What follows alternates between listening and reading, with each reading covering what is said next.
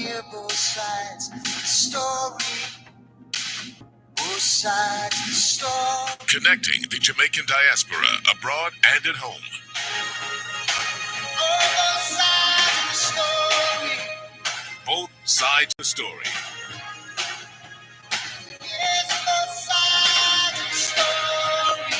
Both sides of the story, highlighting the positive role of the Jamaican diaspora.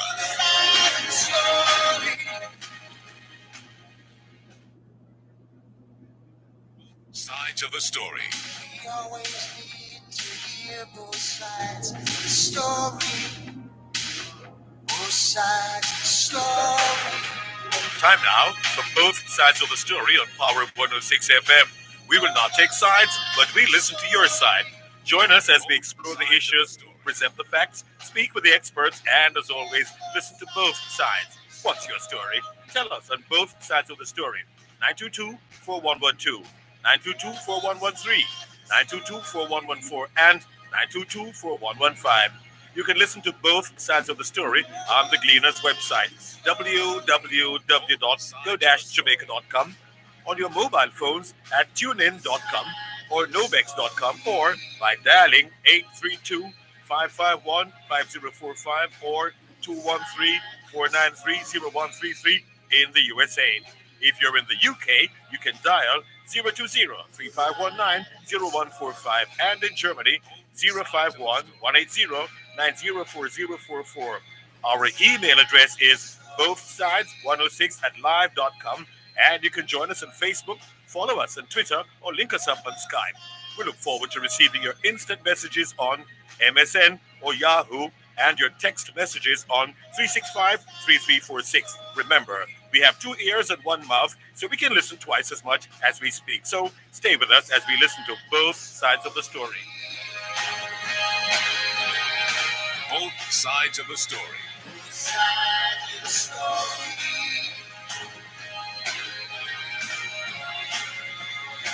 Both sides of the story.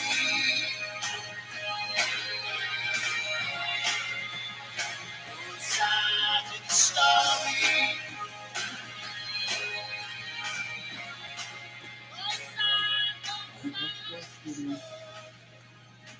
Both sides of the story.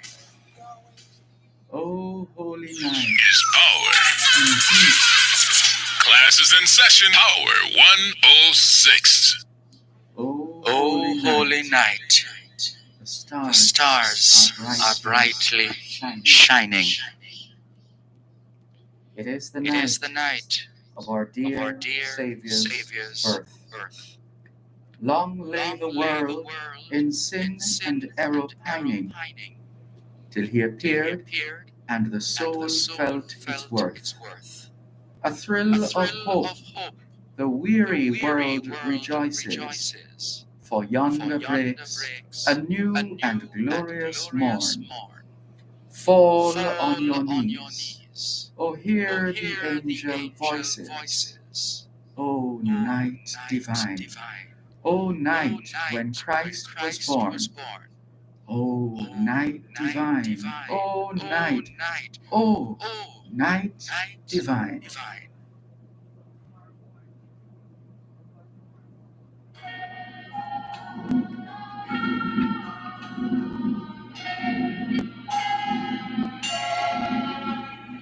C is for Christmas, the season of good cheer. H is for happiness, to last you through the years. R is for respect, that each and all should show in this holy season, wherever you may go.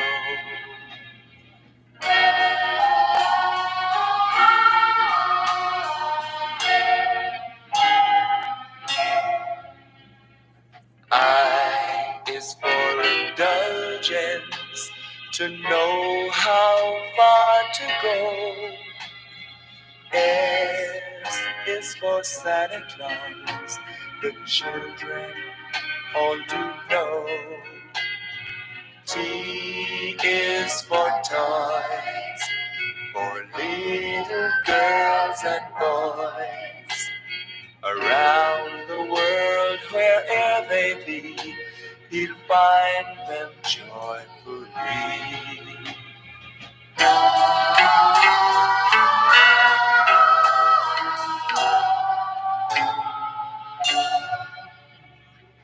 M is for manger, the place where he was born. A is for angels who watch from dusk till dawn. S is for star that men peeping from afar. And remembering these, we hope you see a very Merry Christmas wherever you may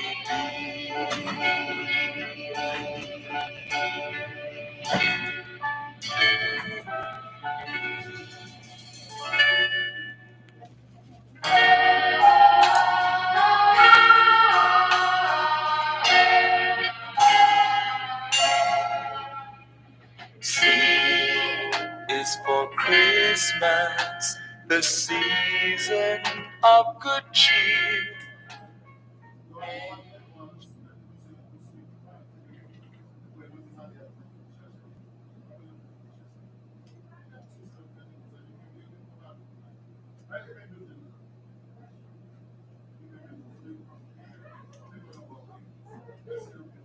Stand by, studio.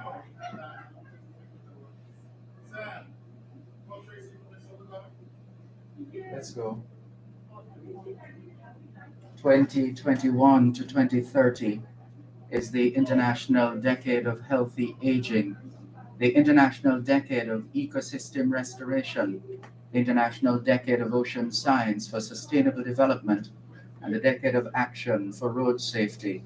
It's the 20th day of the 12th and final month of 2021, the International Year of Peace and Trust, the International Year of Creative Economy for Sustainable Development, the International Year of Fruits and Vegetables, the International Year for the Elimination of Child Labor, and the International Year of Health and Care Workers.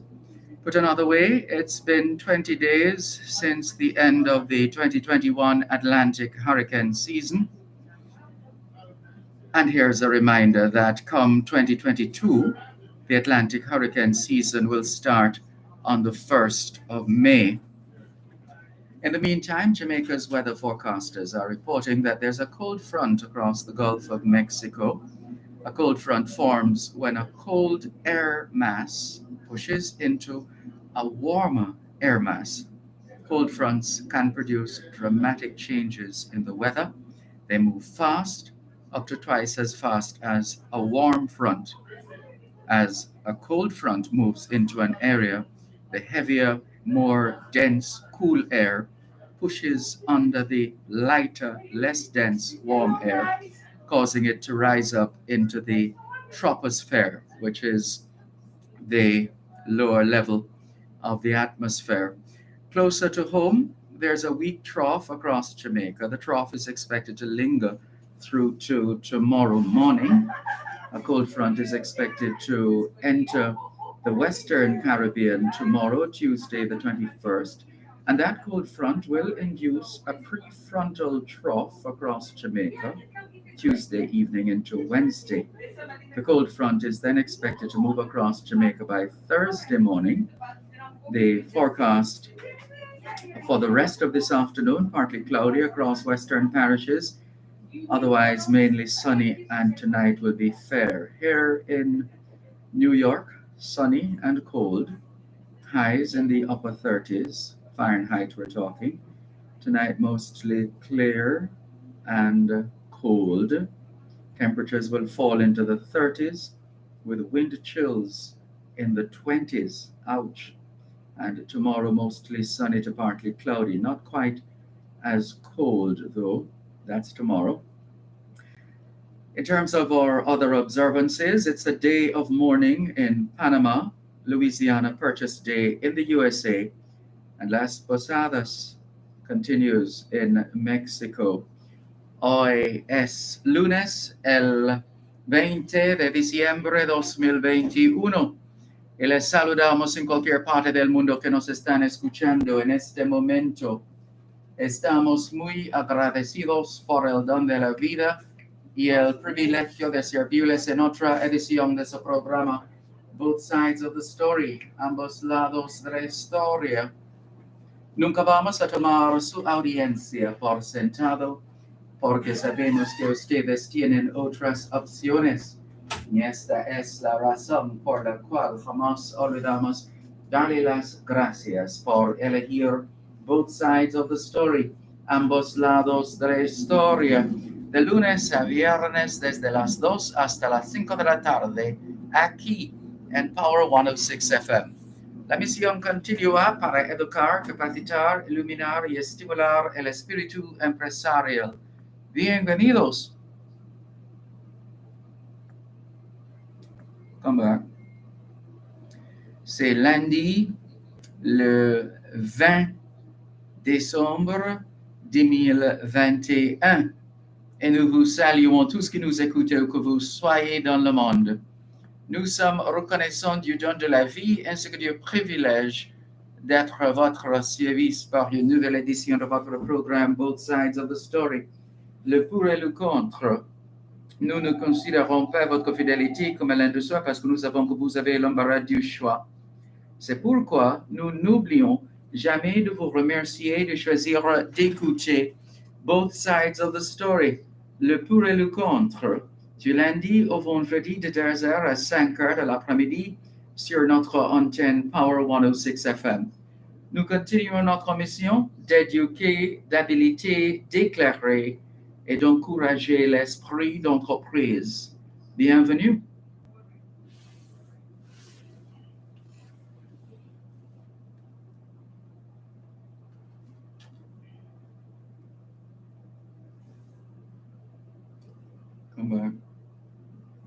All we're saying is it's Monday, the 20th of December, 2021, and we greet you well, wherever in the world you are listening to us right now. We remain eternally grateful for the gift of life and the privilege to serve you on yet another edition of your program, Both Sides of the Story. We don't ever take your listenership for granted because we know you have choices, and that's why we never ever forget to remember to say thanks for choosing to listen to Both Sides of the Story, Monday to Friday, 2 to 5, right here on Power 106 FM. The mission continues to educate, empower, enlighten, and encourage entrepreneurship. Welcome.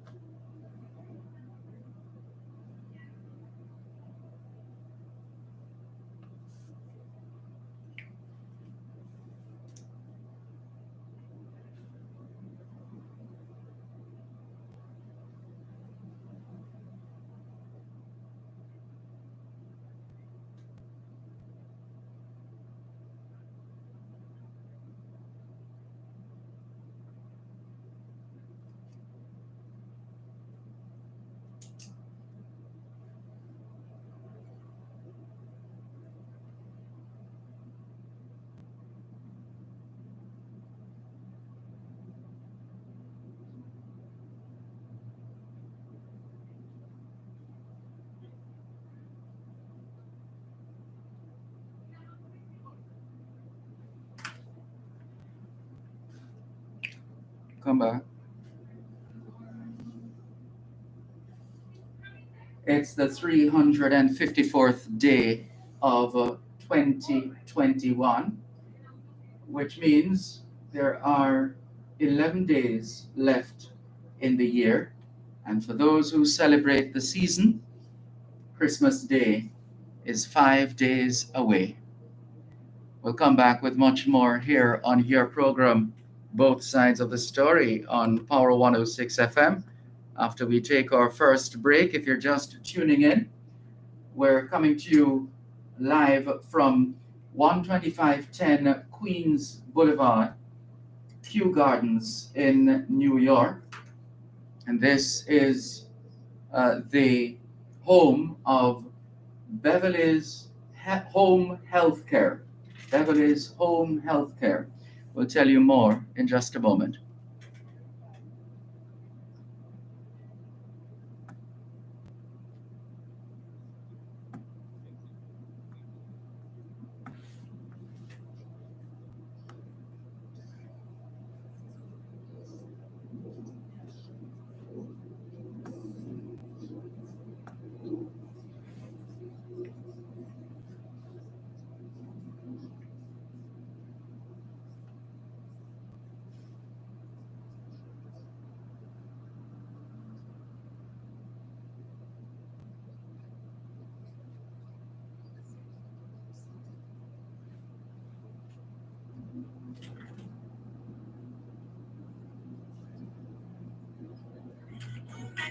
Everyday living, fix up your home, fix up every room. Shop every day, shop real value.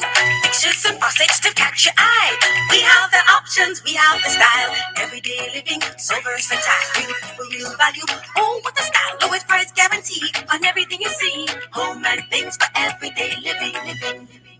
This is a public service announcement from the Ministry of Labor and Social Security. NIS pensioners, listen up. Here are some important news for you and your family this Christmas. For the very first time, pensioners who are receiving $10,000 or less each month will receive a special care grant of an extra $10,000. This is a one-time payout, and payments will be made directly to your bank account from December 10 to 22. We not only say we care, we show you that we do. For more details on the government's special care grant, visit an NIS office nearest you or call the ministry's head office at 876-922-800-14. That was a public service announcement from the Ministry of Labor and Social Security.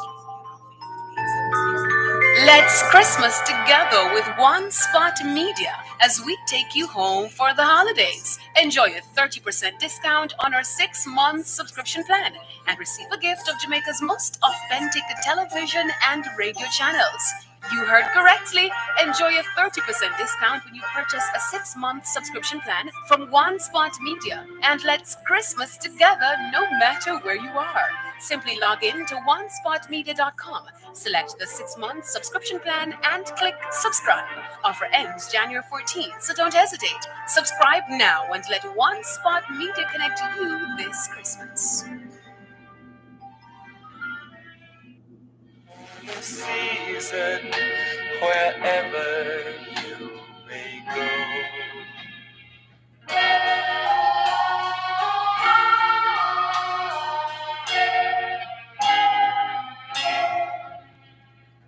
I is for indulgence. Thanks a lot, Thanks a lot for staying with us here on your program. Both Both sides of the story. Power 106 FM still streaming live on the Gleaners website. Go-jamaica.com. Live on your smart devices all over the world. taking your calls on 876-922-411-225. Hello to those of you listening to us on 106.1, 106.3, 106.5, 106.7, and 106.9. From Morant Point to Negril Point, from the Goat Islands to Galena Point. This is Power 106 FM, serving Jamaica and the diaspora. Hello to those tuned in via the Power 106 FM app, which you can download from the App Store or the Google Play Store, depending on the nature of your device. Downloading is free, listening is free, whenever, wherever. We thank you if you have dialed one of two designated numbers to listen to Power 106 FM from the United States and the United Kingdom. Those in the United States who wish to dial a number to listen to Power 106 FM can call 631 359 8255. 8281. 631 359 8281. For those in the United Kingdom who would like to dial a number to listen to Power 106 FM, that number is 0330 606 0953, 0330 606 0953. We're streaming live video on the Dervan Malcolm Facebook page and affiliated pages. If you're not there yet, log on to Facebook.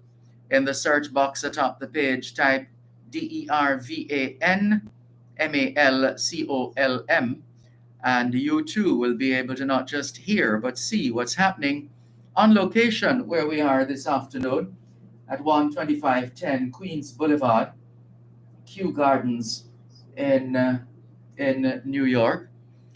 And we are grateful to the operator of Beverly's Home Healthcare. You'll meet her a little later on, a Jamaican who has been making her contribution, as our national pledge says, in advancing the welfare of the whole human race. More on that a little later on. We also want to welcome those of you who have been watching and listening online. Thank you very much. Charlton Chance of the Florida chapter of Dint Hill Past Students Association. Good afternoon to you. Good to see you online. Anita Sinclair is also joining us. Welcome. Lisa Mason says, my, this song reminds me of my childhood growing up in Alps, Trelawney. Haven't heard this song in about 20 years. Brought back so many memories. And Lisa Mason, thank you for your message. She's referencing this afternoon's theme song, The Meaning of Christmas by Boris Gardner.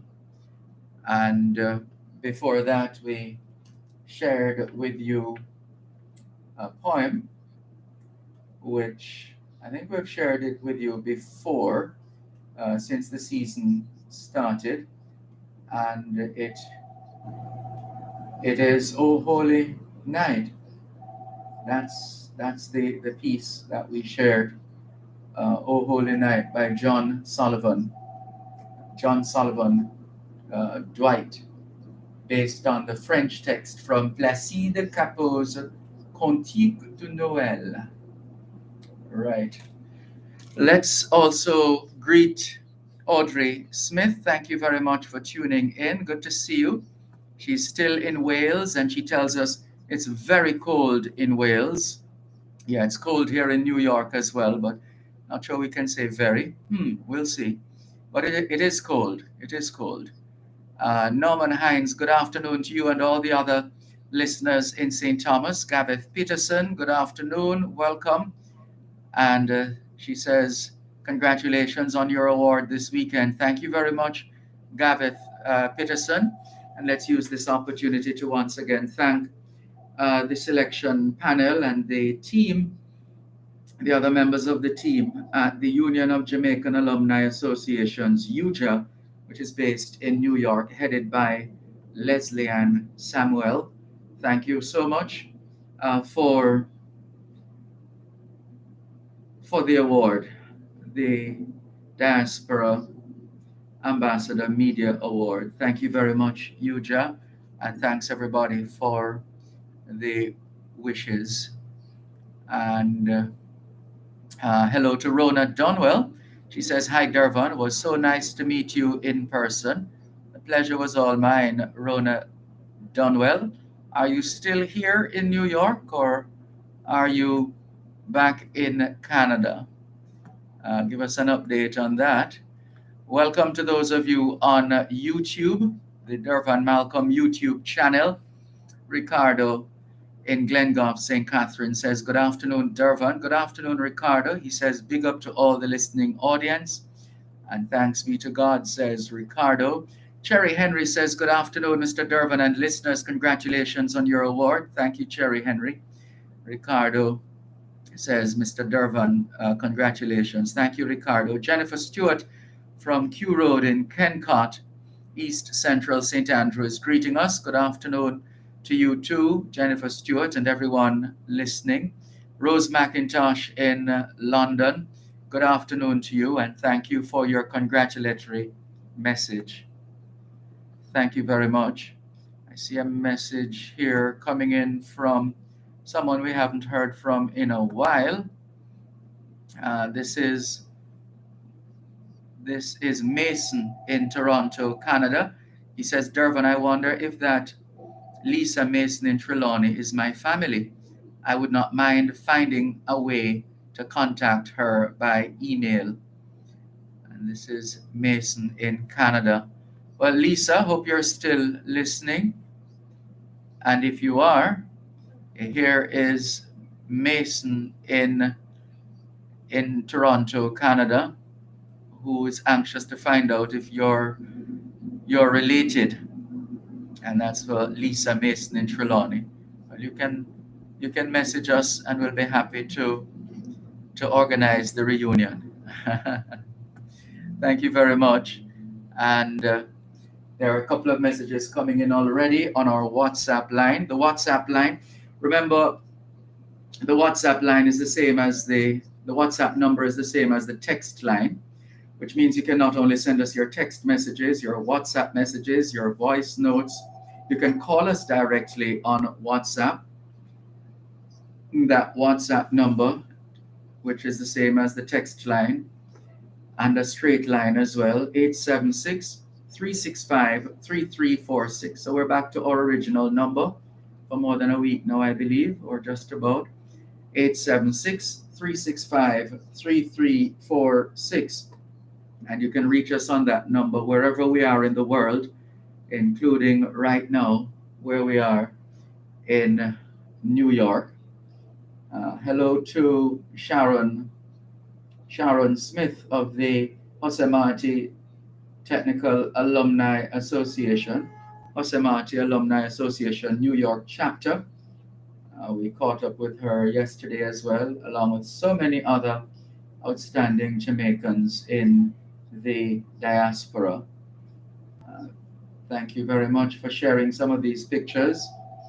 Clarky Bless in Hunstone, St. Mary, says, good afternoon, Mr. Malcolm. Happy Monday to you and your listeners. Mr. Malcolm, I heard the mayor of Mapen calling for the health workers who are not vaccinated to be dismissed from their jobs. The question is, who will fill the vacancies created by their dismissal? Clarky Bless in Hunstone, St. Mary. Well, this moment in time is pregnant with opportunities, and among those would be the opportunity to carefully consider all the factors involved in making the decisions we make at this time, and that's from all sides.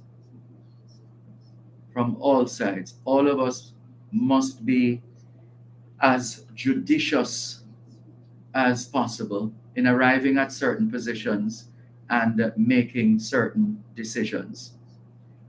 And when all else fails, in a manner of speaking, or before all else fails, we have a justice system, notwithstanding the challenges, as with any justice system anywhere else in the world. In fact, where we are seated now, we're looking straight across the road to the Queens County Criminal Courts building, the Queens County Criminal Courts building. And that's been a very busy section of the area with constant movement of people in and out.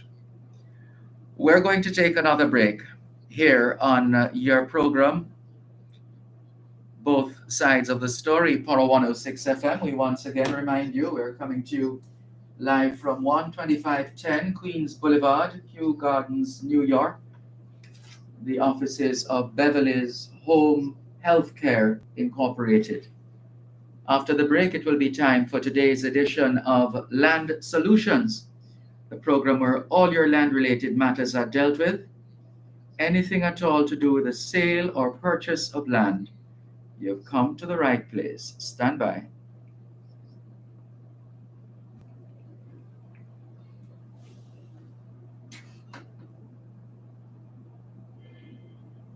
You're listening to Power 106 FM. The time is now 2:30. Did you know that the National Irrigation Commission Limited is the sole authority for irrigation systems in Jamaica?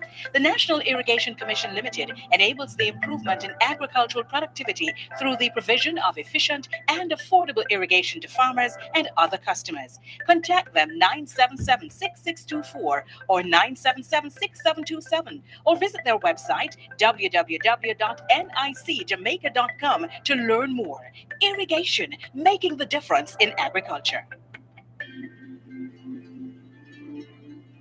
More than 2,000 years ago, the light of a miraculous star brought hope, announcing the birth of Jesus. This Christmas, we can renew that hope by being the star that illuminates others through our good deeds. Visit lighttheworld.org and find simple ideas on how to live the true spirit of Christmas.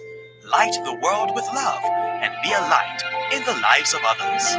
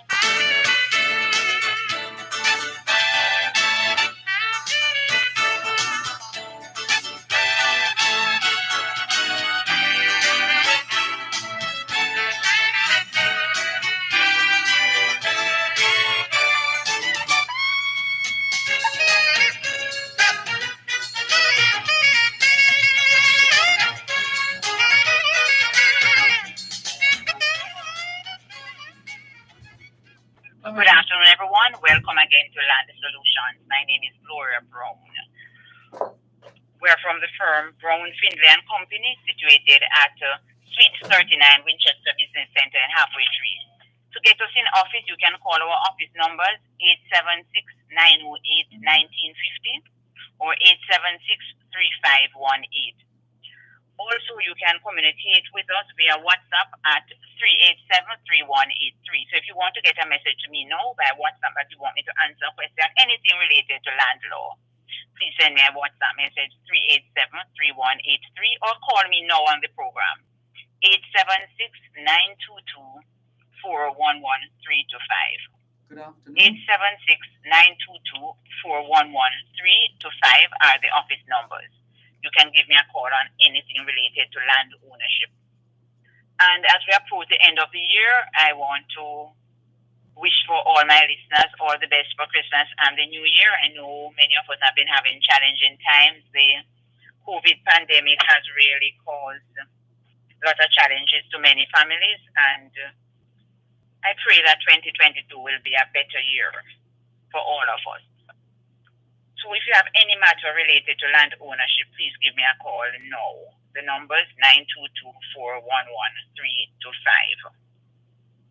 I want to discuss a little bit today about planning estates in terms of if someone has died, what are some of the things you should expect in terms of cost. And when somebody dies, you have to deal with all the assets. Sometimes persons will contact us and will say, my father died and I have gone to the bank to get the title from them or through the housing trust to get the title because I carry the death certificate because my father is dead. And they have told me that they can't give me the death certificate. And I always tell my client that the bank is right or the trust is right. When somebody dies, you can't just go. So my father has died, and I just take the death certificate and go to housing trust and get the title. They can't give it to you. You'd have to, if your father's name alone was on the title, you'd have to probate the will first in order to, and when you get the probate, that's the order from the court giving the executors the right to deal with the estate. After that is done, then you can go to the trust or to the bank and get the title for the property. But no bank can just give you can't just go to the bank and say I'm the wife of the person who died or I am the daughter, here's the death certificate. No, it can't work like that. Because the bank might give it to you and you take it and do something with it and then another child sues the bank. So all of those things have to be sorted out. So when a person dies, there's a lot of work to be done. So when somebody appoints you as their executor, it's a great responsibility. It's not just something you just step on and say I'm executor and just start share. You have a lot of work to do as an executor of an estate. So I'm encouraging persons who are executors to take it seriously and recognize that work is to be done. So somebody has died. You need to, first of all, I usually say to the clients, at least let the funeral take place before you come to me to start talking about sorting out the estate. I know sometimes that is a bit of a challenge because sometimes the relatives are here from abroad and they need to get things done, as best as they can. So sometimes I understand that challenge. But let me talk to the executors now. Somebody has died. Funeral has taken place. You need to get death certificates. And don't get one. Get 4 or 5 or so when a person dies. Don't just get one death certificate. Because even the person dies abroad and you give me the death certificate to do the probate or to administer the estate, you are not going to get back the death certificate. It becomes a part of the court records. And if there's more than one property, sometimes you need one for each property if you're going to be noting debts and doing different things. Insurance company will need one, bank will need one. So I always say at least apply for about 5 death certificates when somebody dies. So because most times they're going to want, the institutions are going to want to keep an original because if they should get into problems and they need proof of the death, why did you pay out funds? Because I was told the person died and you need proof of the death. Then you know that you're going to need to get the original, you're going to need to move on to pass on original documents. So get a number. So you get the death certificate. You also need to get a list of the assets that the person died leaving. And sometimes the will not list the assets. And when I'm making wills, I always try my best to get all the assets listed. It is not even part of the estate. Because suppose, for example, there's a bank account that has somebody's name on it. That account is not a part of the estate, but I always like to know what is there. List the assets, even to list them and put them with the will. Because sometimes the beneficiaries live abroad and they don't even know that daddy had an account with ABC Bank. And then that goes astray. They don't know that they had an insurance with insurance company Y. So I like when people list what they have. So it becomes obvious to all the beneficiaries afterward what exactly there is to work with, and the executor will know what there is to work with. So get the list of the assets. Look at the will. The will must be properly done because sometimes persons might say, hey, daddy made a will, but when you look, the will wasn't signed. Or the will was witnessed by one person. If the will wasn't signed and it's witnessed by one person, not a will, so the person died without a will. So those are some of the things that the executor needs to, or the executors need to take into account. Get the death certificate, look at the assets, look at the will. Then you need to decide, you need to choose an attorney now. I'm going to find an attorney to probate this will. Or the person died without a will, I'm going to need to find an attorney to administer the estate of this person who died. The attorney now will start preparing the documents. The attorney will want to know an idea of the value of the assets. You might have to get an estimate of the value of the house, if there's a house, how much money is in the bank. And it becomes a challenge. It becomes a challenge, especially with a lot of the banks. Because you write to a bank to say, John Brown has died. We know he had an account with you. We need to know how much is in the account. The bank is saying to us, hey, the banks will say to you, well, you need to give us a probate before we can give you that information. But you need that information before you can apply for a probate. This is the chicken and egg. Some banks, the legal counsel in some banks will understand. But some banks will give you a challenge, or some financial institutions will give you a challenge. But you need that information.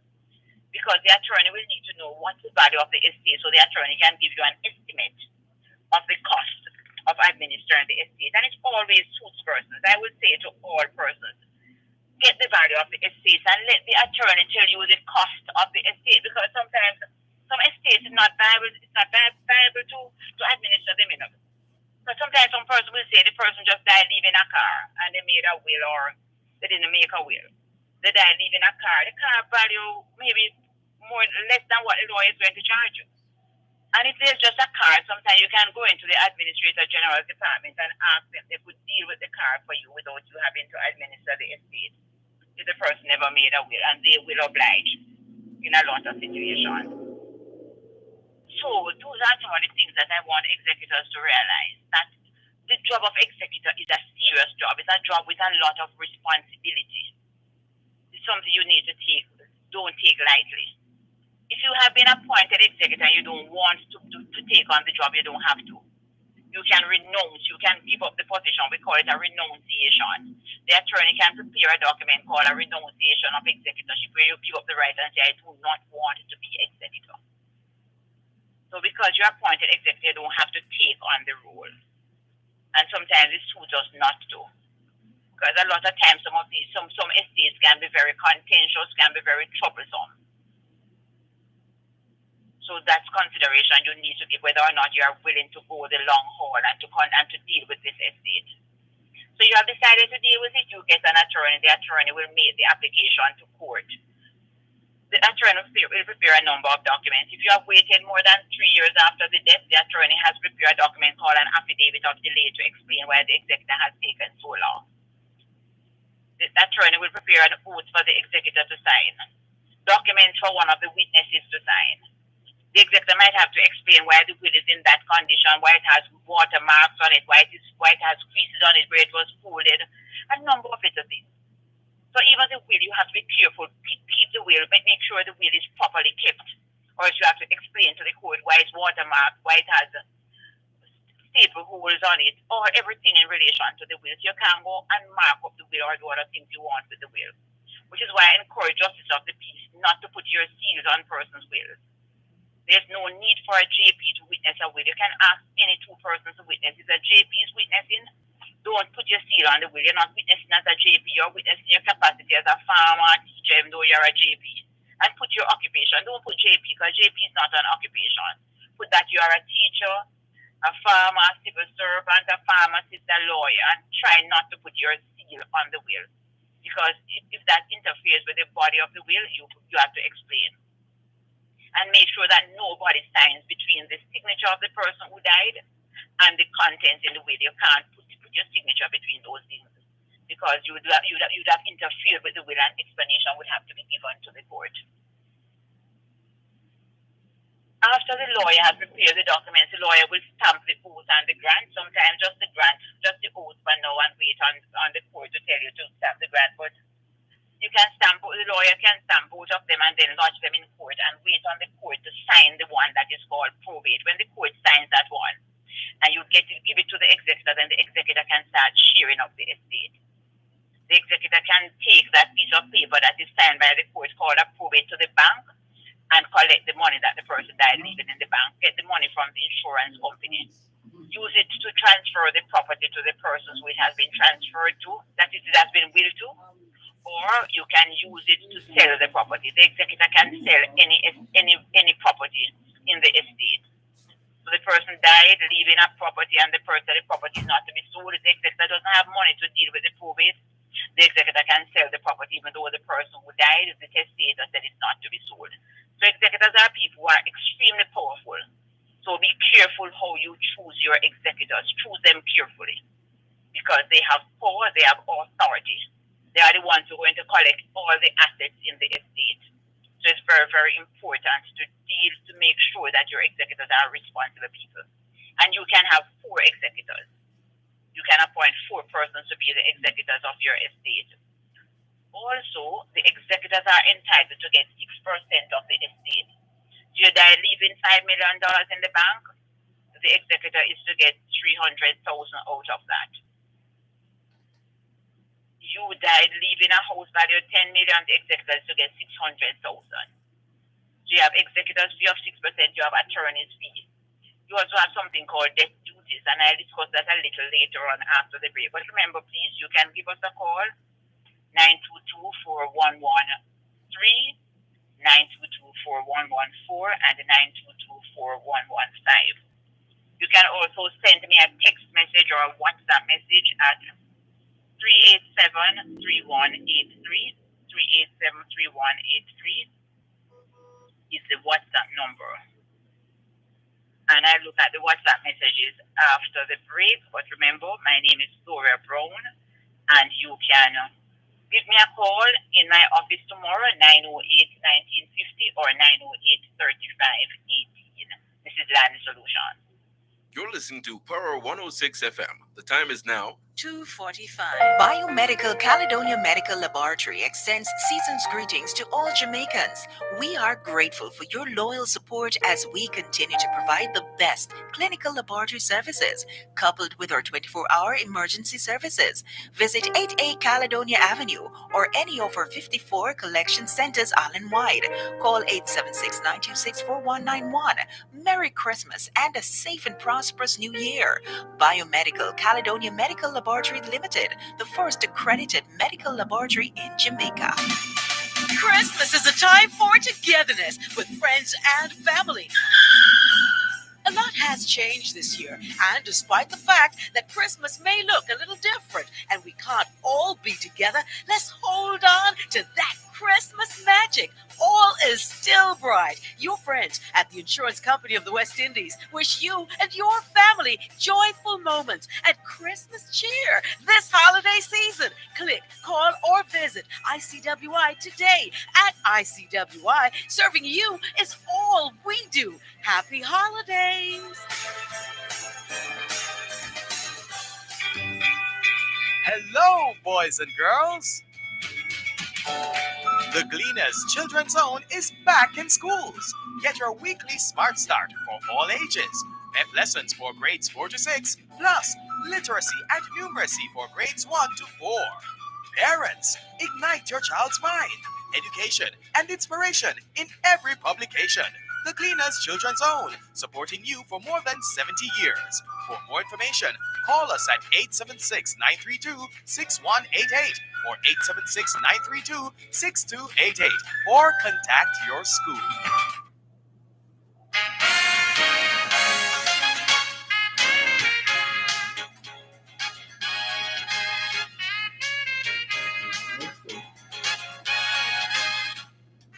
It's a Monday It's a Monday afternoon, and that and means that time means for time land for land solutions solutions during both sides of the story here on Power on Power 106 106 FM. FM. The numbers The to numbers call to call 876-922-4113-5. That's That's 876-922-4113-5. The Land 876-922-4113-5. The Land Solutions Solutions text line text line is the is same the same as as the the WhatsApp number 876-387-3183. 876-387-3183. If you wish to find the law firm Brown Findlay and Company, you can go to landsolutionsja.com. Landsolutionsja.com. And there is also facebook.com/landsolutionsja. You can send your email messages to gloria@landsolutionsja.com. gloria@landsolutionsja.com. The law firm Brown Findlay and Company is headquartered in Suite 39 of the Winchester Business Center, corner of Winchester Road and Halfway Tree, Winchester Road and Hope Road in Halfway Tree, St. Andrew. You're encouraged to call ahead instead of turning up. And let's remind you that that's not the only location. There's an office upstairs, Shop 6, the Jamaica National Building in Ocho Rios, St. Anne. And a lawyer is on duty every Thursday from 10 a.m. to 1 p.m. The numbers to call the law firm Brown, Findlay and Company, 876-922-4113. 908 1950 or 876 908 3518. Good afternoon, Attorney at Law Gloria Brown. How are you? Same to you and yours and beyond.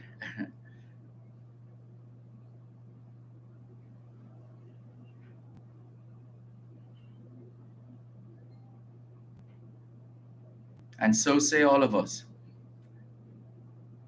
Thank you.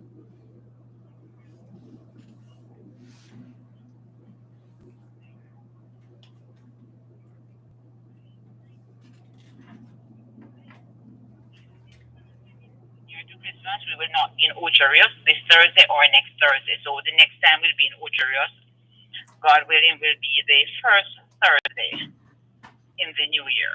The first Thursday in the new year. So we'll take a break from the Ocherios office, but the office is still open. Please, it is still open. Someone will be there, but the attorneys will not be there this Thursday. Remember the numbers 922-411-325. And before the break, I was talking about the estate planning. Somebody has died. What is to be done? And remember, all of this needs to start from, we need to start from the beginning with the encouragement that we need to make the will, to write your will. Let's start from there. So when a person dies now, then we start the probate, and I looked at all that should be done. And I was talking about the estate duty. So when a person dies, you have something called estate duty. We call it estate duty. We call it transfer tax on death or death duties. And death duties have been reduced significantly. First time when person died, you had to look to sell the property because you couldn't afford the death duties. But death duties have been reduced significantly for some time now, and it's down 1.5%. And the first 10 million of the estate is duty free. So the first somebody dies and leaves a property that's valued at 10 million, there's no death duties. If the property is valued at 11 million, then you pay death duties on just 1 million because the first 10 million would be duty free. Also, the death duties attract interest of 6% 1 year after the death. So if you have not dealt with the estate of your deceased relative, after 1 year you're going to have to start paying interest on the death duties. So it suits us to deal with the estate as soon as we can. But the fact that your relative has died and you have not dealt with the will and you haven't probated the will and 10 years have passed, 15 years have passed, you can still probate the will. It's just that when we wait too long, then we run into problem because you find that persons on the will have died, the executors have died, sometimes the witnesses have died, persons who are beneficiaries in the will might have died. And it makes things a little bit more complex when we deal with matters like that. So I'm encouraging my listeners as soon as you can after a person has died, deal with the estate. But don't panic because 10 years have passed or 20 or 30 and you have not done anything yet. You can still probate. After death duties have been paid, then as I said, the executor can go and start looking to transfer properties to who is to get what, who is to get whatever they are to get. But remember that sometimes there are some things in the estate that are perishable, some things that you don't want to wait too long to deal with. Suppose the person said, my son is to get this cow or those goats. You can, a lot of time you might have to deal with those before the probate. Because the reality is that, especially in this COVID dispensation, things are taking a little longer in the court than they usually do. So you'll find that a year would pass and you still have not got the probate. Before the pandemic, we were really doing well. Sometimes we'll be getting probates in 3 months, 6 months. But that has changed significantly since the pandemic, and we hope that things will soon get back to order. Because we know that a lot of civil servants have been working from home. So that has posed a challenge. We just want to encourage. Sorry to break in. We have a call for you, please. Thank you, Dervan. Good afternoon. Good afternoon, sir. Good afternoon, sir. Yes, sir. Just checking if I need to give a child a property while I'm alive or while the child is alive. You want to give your child your property while you're alive? Yeah. Do you live on that property? No. So it's going to, and you don't want your name to remain on the property. I just want to give it to them that they can do whatever they want. Give the child the property fully. So it's a transfer from you to the child. Yeah, do we have to pay for the transfer, right? Yes, the transfer tax. What parish is it? St. Anne. St. Anne? Yeah. Yes, so you find that you can get a waiver in St. Anne for the usually transfer tax would be 2%. But you can get 2%. 2. Somebody would say that I could do a deed of gift. Yes, but a deed of gift, you still have to pay the transfer tax. Person still have because that gift you don't pay. But you still pay the transfer tax. But because it's St. Anne, and because that relative you are giving it to, you can get a waiver. But you still have to pay a flat fee. Okay. So it depends on what the property is valued at for me to tell you how much it will cost. But because it's a gift, you still have to pay your transfer tax. But you can get a waiver for St. Anne. Okay. And if suppose I need to probate a will, I need to probate. Do we have to use a lawyer to probate a will? I always tell person you don't have to use a lawyer to do anything, but do you know how to draft the code and the probate and the affidavit? You know how to draft those things? Not necessarily, but there's actually a lawyer who there's a lawyer knows everything, so he would right. want to help, but I don't know what to ask him. Right. So that's what you have a lawyer to help you then, because I don't think the average person would know how to do the document. Yeah, but a lawyer that practices, so he would be sent in to be sent in I'm sorry. Name, right? I'm sorry. I'm sorry. The executor name. Yes, it could be. It could be if you know what to do. Yes. Yes, no problem. Thank you. All right, sir. Thank you so much for the call. The number is to call 922-411-325. And the text line or the WhatsApp line, you want to send a message 387-3183. 876-387-3183. A text message. My grandfather willed his place to me, and I went there, and someone has built a house on the property. The person says he got permission from my father's adopted brother who has no claim to the place. My father then decided to take money from the person. Wow.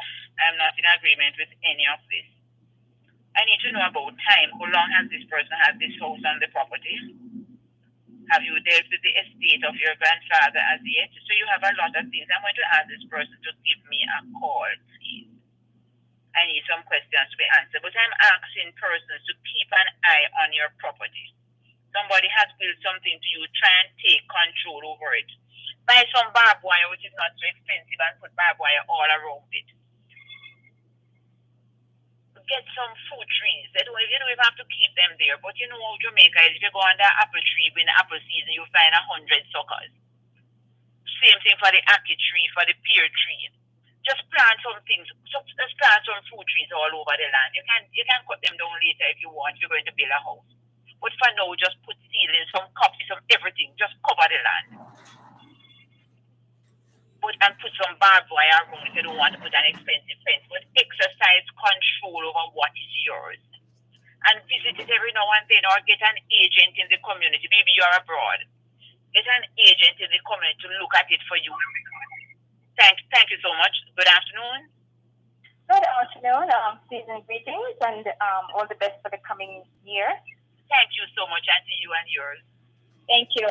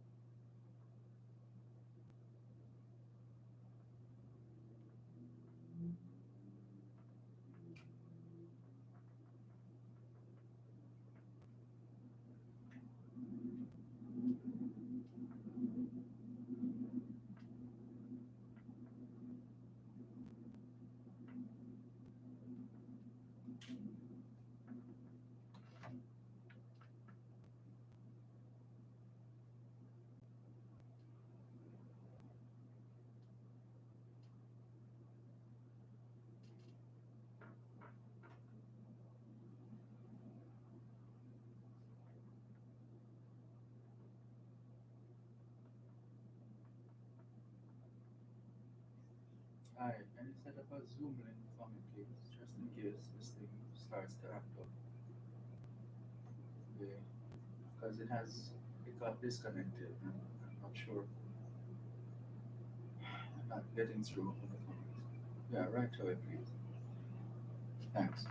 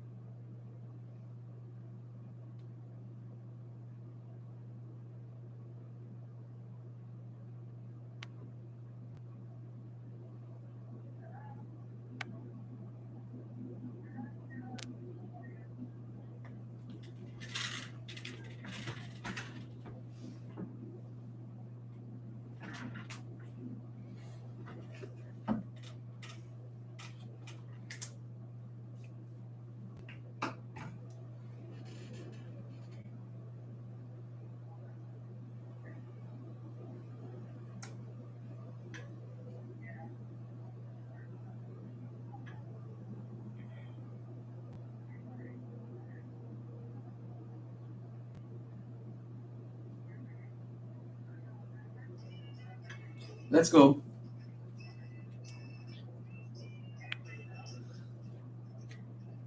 You're listening to Land Solutions during both sides of the story here on Power 106 FM. Land Solutions, the program where all your land related matters are dealt with. Anything at all to do with the sale or purchase of land, you've come to the right place. Here are the numbers to call: 876 922 4113 to 5. 876 922 4113 to 5. The text line is the same as the WhatsApp number here on Land Solutions. The text line is 876 387 3183. 876 387 3183. Land Solutions is on Facebook, facebook.com/Land Solutions JA. The email address is gloria@landsolutionsja.com. And the website is landsolutionsja.com. The law firm Brown, Findlay and Company is headquartered in Suite 39 of the Winchester Business Center, corner of Winchester Road and Hope Road in Halfway Tree, St. Andrew. They also have an office at Shop 6 upstairs, the Jamaica National Building in Ocho Rios, St. Anne, and you're encouraged to call the offices of Brown, Findlay and Company instead of just showing up. Call and you'll be advised accordingly. The numbers to call for the law firm Brown, Findlay and Company: 876 908 1950 or 876 908 3518. Once again, here's attorney at law Gloria Brown. Thank you, Dervan. And remember, Dervan, the numbers to call 9224113 to 5. And the text line 3873183. I'm paying taxes for a property which I inherited from my grandparents.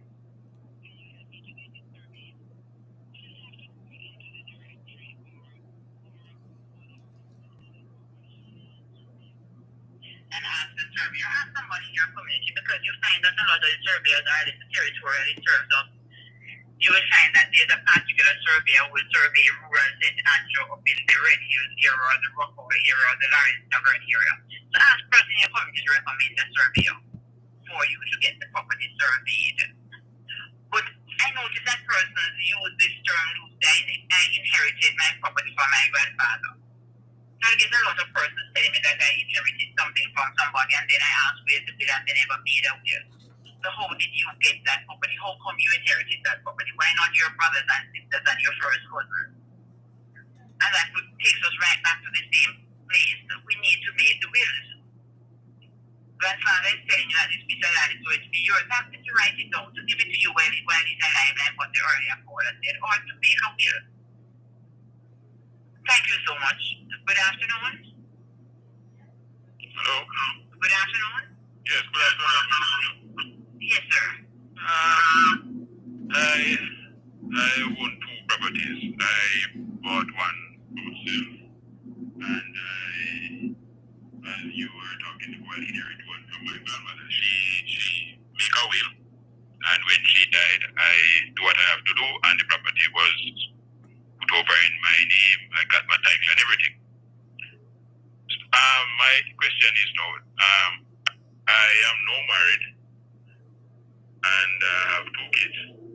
Do I have to make a will to state that whenever me and my wife, if we pass away before them, they have the property, or it pass down automatically? I don't know.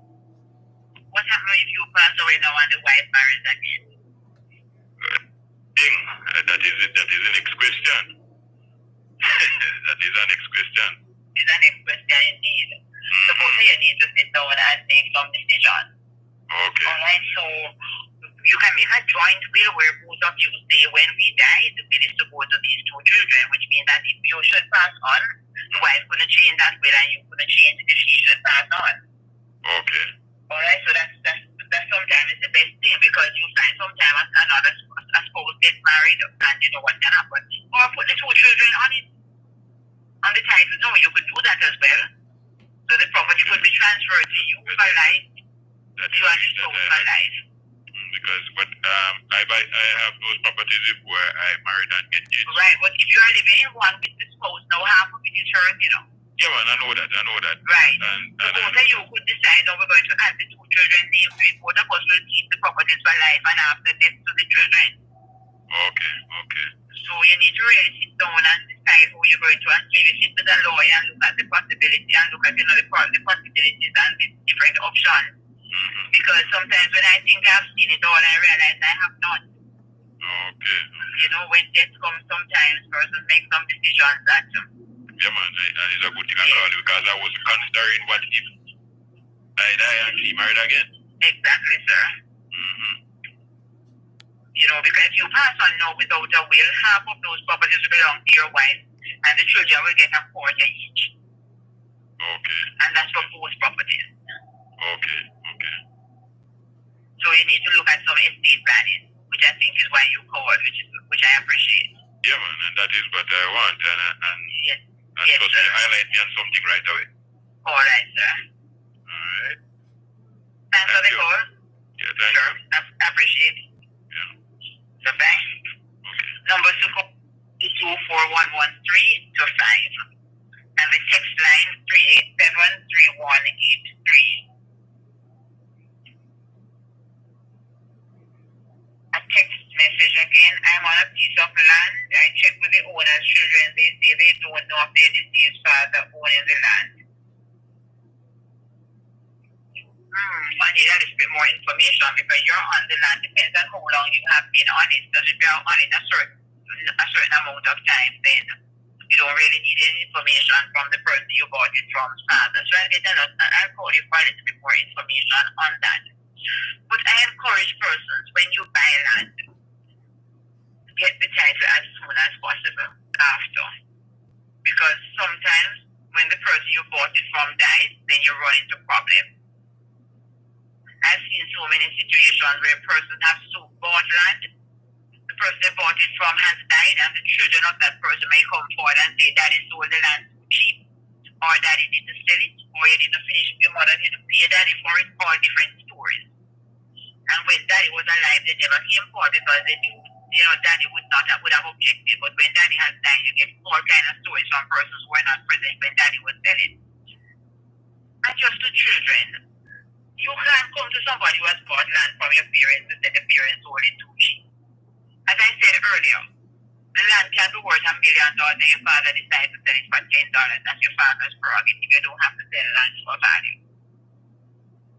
So what you probably need to do is to be speaking to your parents before they sell to say be careful how you sell that. Remember, you have the 5 children and we can't buy land again. So we will support you while you need the land for us. Things like that. But a lot of times the parents sell because they don't have any option. Because they really need the money for day-to-day existence, for day-to-day living. But remember, the parents having sold, you as the children can't come to the person who bought it from the parents to say, hey, daddy didn't sell. And I go back to the point to say, when you're buying land or selling land, get lawyers. Get a lawyer for the buyer, get a lawyer for the seller. But do not do land transactions with JPs or with other persons in the community, or just get a witness to sign a receipt. Get a lawyer to protect yourself, to protect you. So when challenges come, you have some kind of protection. And as soon after you buy the land, get a title, get it surveyed right away. Because later on, when the person you bought it from dies and you want to survey it, the children might give you a lot of problems subjected to the survey, and you can't make much progress. So it's encouragement, everybody with a piece of land, whether you inherited it legitimately or, how we use the term loosely, get it surveyed right away. Start moving towards getting a title. So if any challenge, if you have any challenge later on, you can have, because when you have a title, the title is guaranteed by the government. It's a state guaranteed document. It's guaranteed that it's a legitimate document and nobody can defeat it unless they can prove that it was fraudulently obtained. So encouragement to everybody in the new year coming up. You have a title, move towards getting. You have a piece of land, you got it from your parents or your bought it or you have been living on it for some time, whether it's in town or out of town.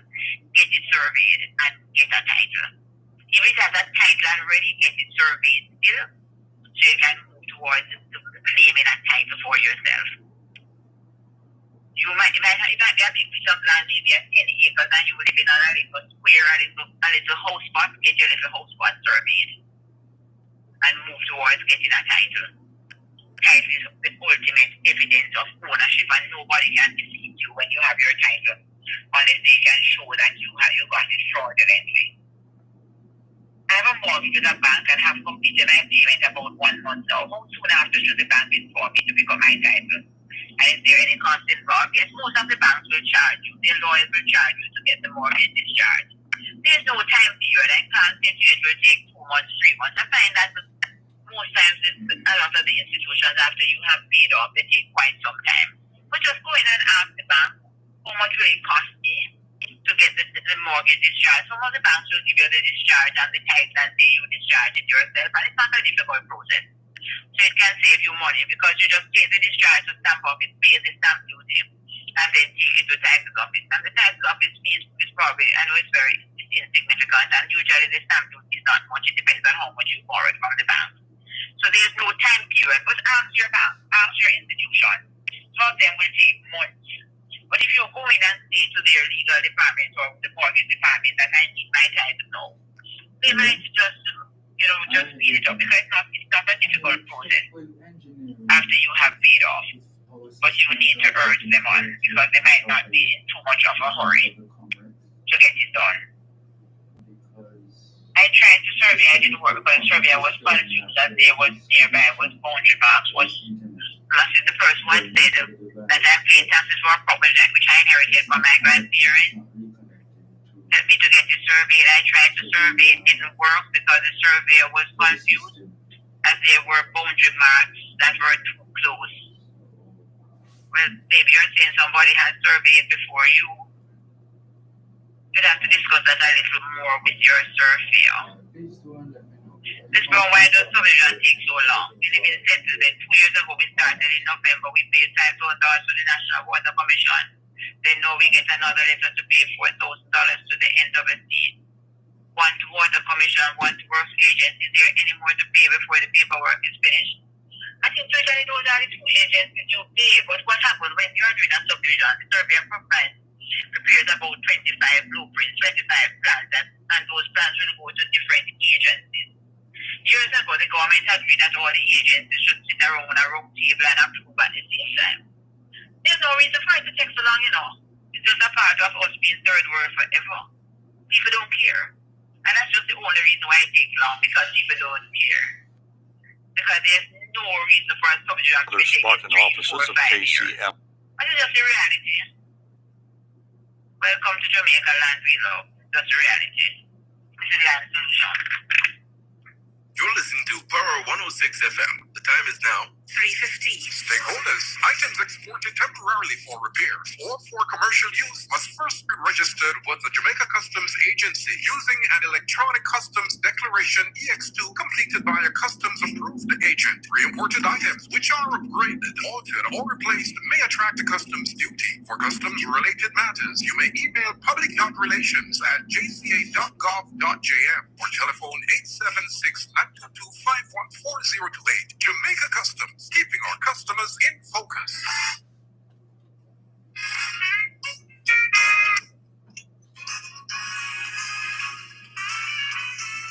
Let's go.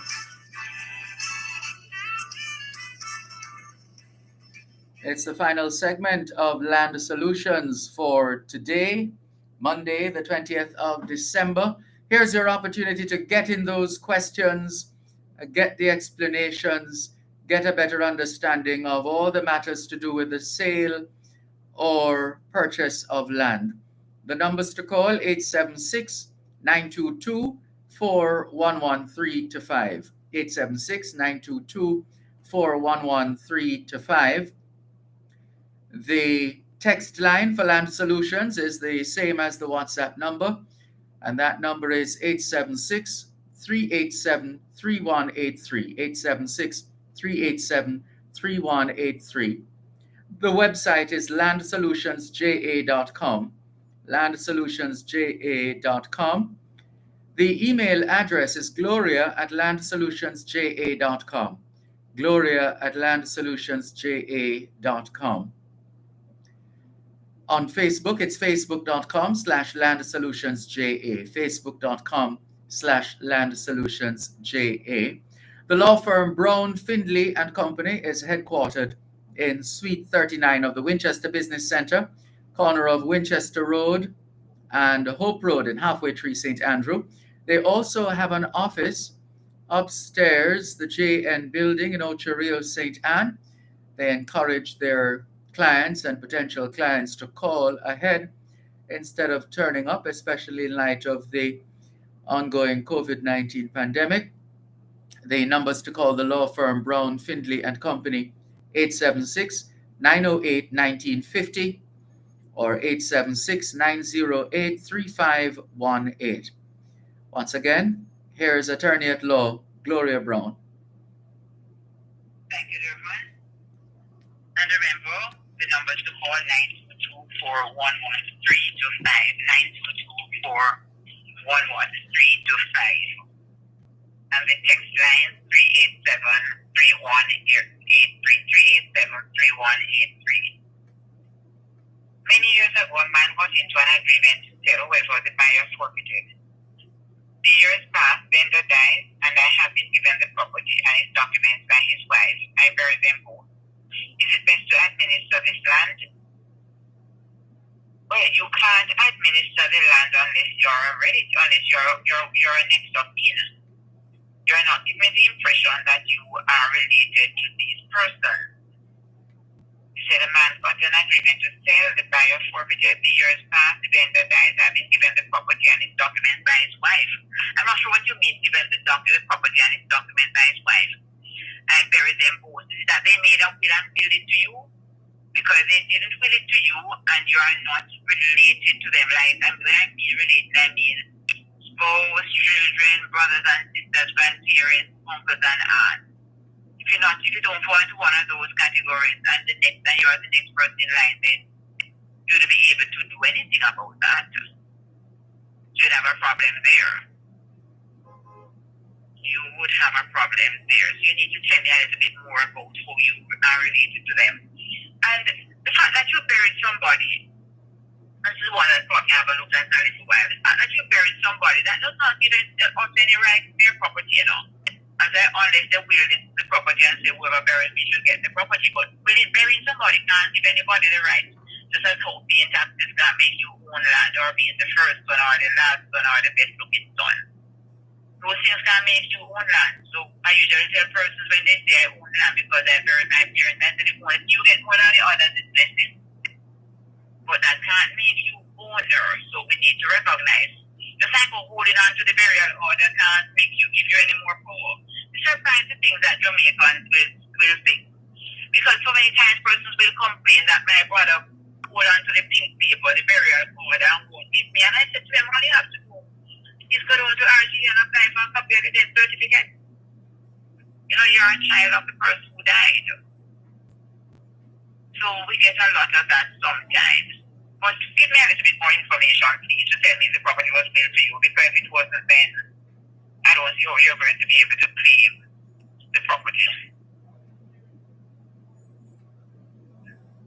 Sorry to bother you. We are trying to get the papers done for our daughter. She lives in Germany. We want to sort it out before. But that's the one for the subdivision. Just asking why subdivision takes so long. They're trying to get the papers done for the daughter who lives in Germany. We want to sort out before we die. So stressful, okay? So this person who is under so much stress, raise the daughter in Germany. I'm going to ask you after the program, maybe after 4 o'clock, to give me a call. Give me a call after the program. And the one with the survey, we've seen so many things. The survey advised that you speak to me, all right? So I'm going to ask you to call me after the program as well. The wife you said for this person who asked, are you ready? Wife was my grand aunt. Wow. And I am the closest kin. Yes, it was will to me. Okay, fine. If it's will to you, then you're fine. As long as it's owned by the grand aunt. Just take the will and the death certificate to the lawyer and get it probated. Or give me a call. If it's will to you, then you should be okay. But I want to ask a little bit more about the person who forfeited the sale. So I'm going to ask you as well to give me a call. Okay, the text messages are coming in quite fast now. How about if your father has 2 children and put only one of them in the sales paper instead of making a will because he was on his deathbed and couldn't get to do a will? So if he could do the sales paper, he could do the will. And when it's not a complex thing, you know, you grab a booklet and use your pencil. I leave all I have to my 2 children, sign it and get 2 people to witness it when you're signing. That's a will. The date it is good, if it's not dated, it's good. So if the father put them on the sale paper instead of making the will, and the sale paper is much more complex than the will. So if the father put one on the sale paper, maybe the father only wanted that one to get. So to say the father was on the deathbed, so if he was on the deathbed and couldn't make the will, how is it that he made the sale paper on the deathbed? I need a little bit more information on that one. The text line is 3873183. And that's also the WhatsApp line, 3873183. And remember, we have an office in Ocherios, which will be closed actually we'll not be there this Thursday, but the office is closed every day. But if you want to see us in Ocherios, give me a call, please.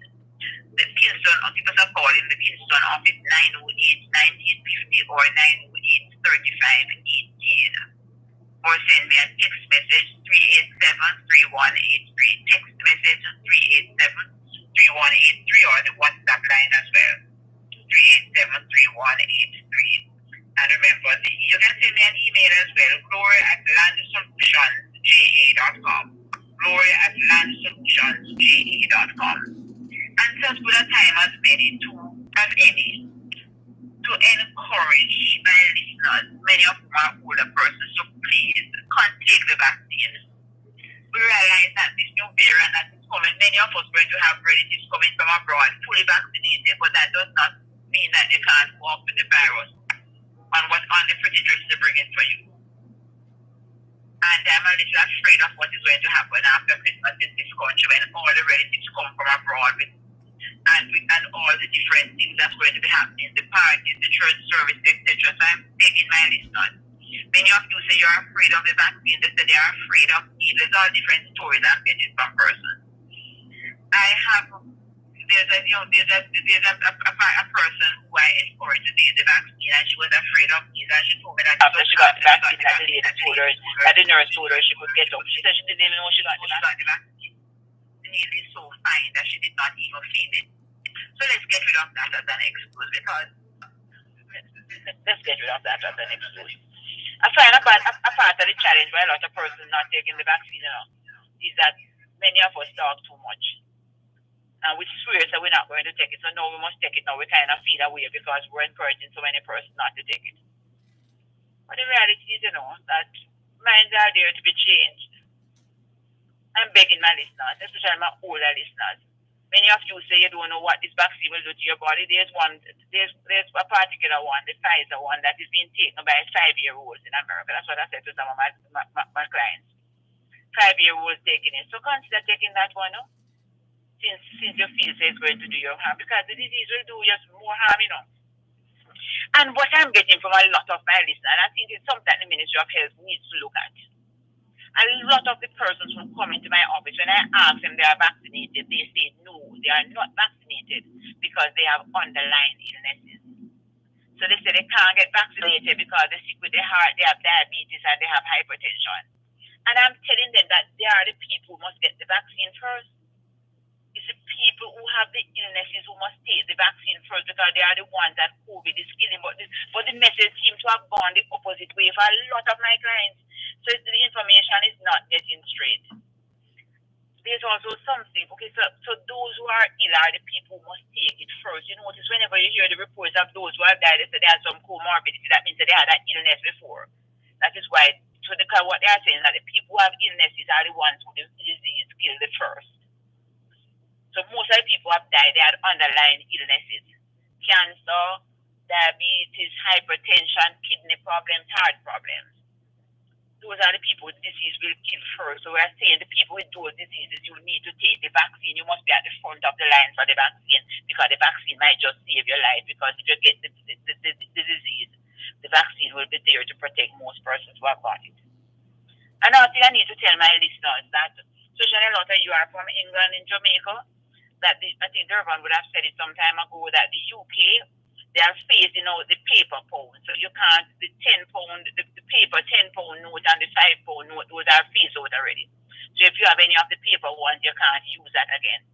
But they are going to be phasing out the 20 pound note and the 50 pound note. They are replacing with this plastic note, like what the Canadians use. So if you have any of the paper notes in Jamaica, take them to your bank. The 50 and the 20, you're too late for the 5 and the 10. But if you have 50 pound notes and 20 pound notes, take them to your bank, because England is phasing them out. And when it's phased out, you can't change what you have again. That's a reminder to my listeners. So as we approach Christmas, I want to wish my listeners all the best. I encourage you again to take the vaccine. Encourage the persons in your life to take the vaccine, especially if they are ill, especially if they have underlying illnesses, diabetes, hypertension. They are the ones who must take the vaccine first. It's not people who don't have any illnesses. They can survive COVID, but most people have died of COVID because they had underlying illness and never took the vaccine. So those with illnesses, please take the vaccine. You are the ones who must take it. I want to encourage us to be careful in the holiday season. Wear your mask. Go out as little as you need to avoid the crowds. And let us just try to have a wonderful Christmas. Remember why we celebrate the Christ who came and made a difference in the lives of so many of us. Who came, who the angels proclaimed that he's bringing good news, that they were bringing, who the angels told to the shepherd that they were bringing good news to them, because this baby would make a change in the world. And we see what has happened because of his coming.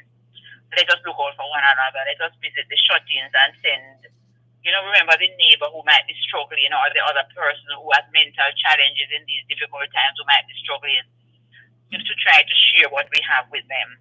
And I want to say thanks to Dervan. I want to say thanks to the Gleaner Media Group, particularly to Power 106, and to all my listeners, to Adrian Reed, and to the other technical operators who continue to support the program, and to all our listeners all over Jamaica who continue to support Land Solutions. I want to say on behalf of Calicio and on my own behalf to thank you so much for your continued support for Land Solutions. Remember, you can give us a call anytime. We are open to advising you because recognize that knowledge is power. And when you have this kind of power, then you make more informed decisions. So thank you so much for supporting Land Solutions over the years, and we continue, God willing, to be with you throughout the rest of the year next Monday and to continue to share with you. Have a wonderful Christmas and all the best. Bye-bye.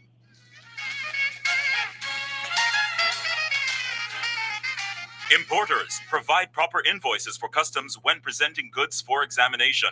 This could prevent delays during clearance. The time by the Jamaica Customs Agency is 3:30. Christmas is a season of celebration, fun, and spreading the love among friends and family.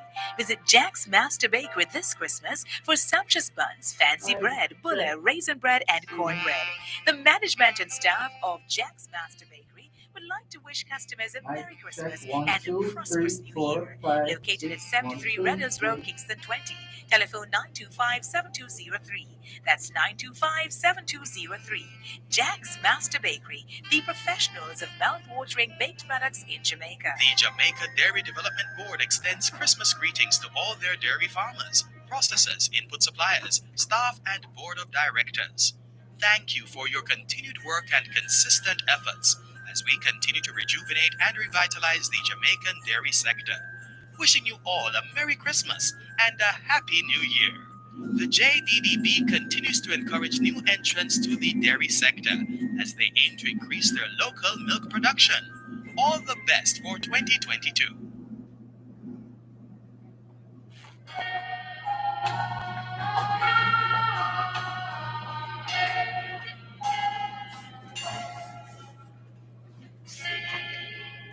Is for Christmas, the season of good cheer. H is for happiness to last you through the years. R is for respect that each and all should show in this holy season, wherever you may go.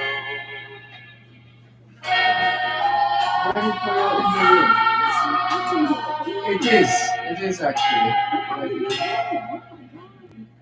I is for indulgence. You don't mind, I would love to have you on my Facebook Live and YouTube.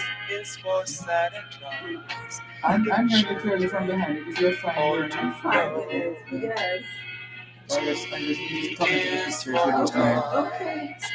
For little girls and boys around the world, wherever they find them. It wasn't hurting me.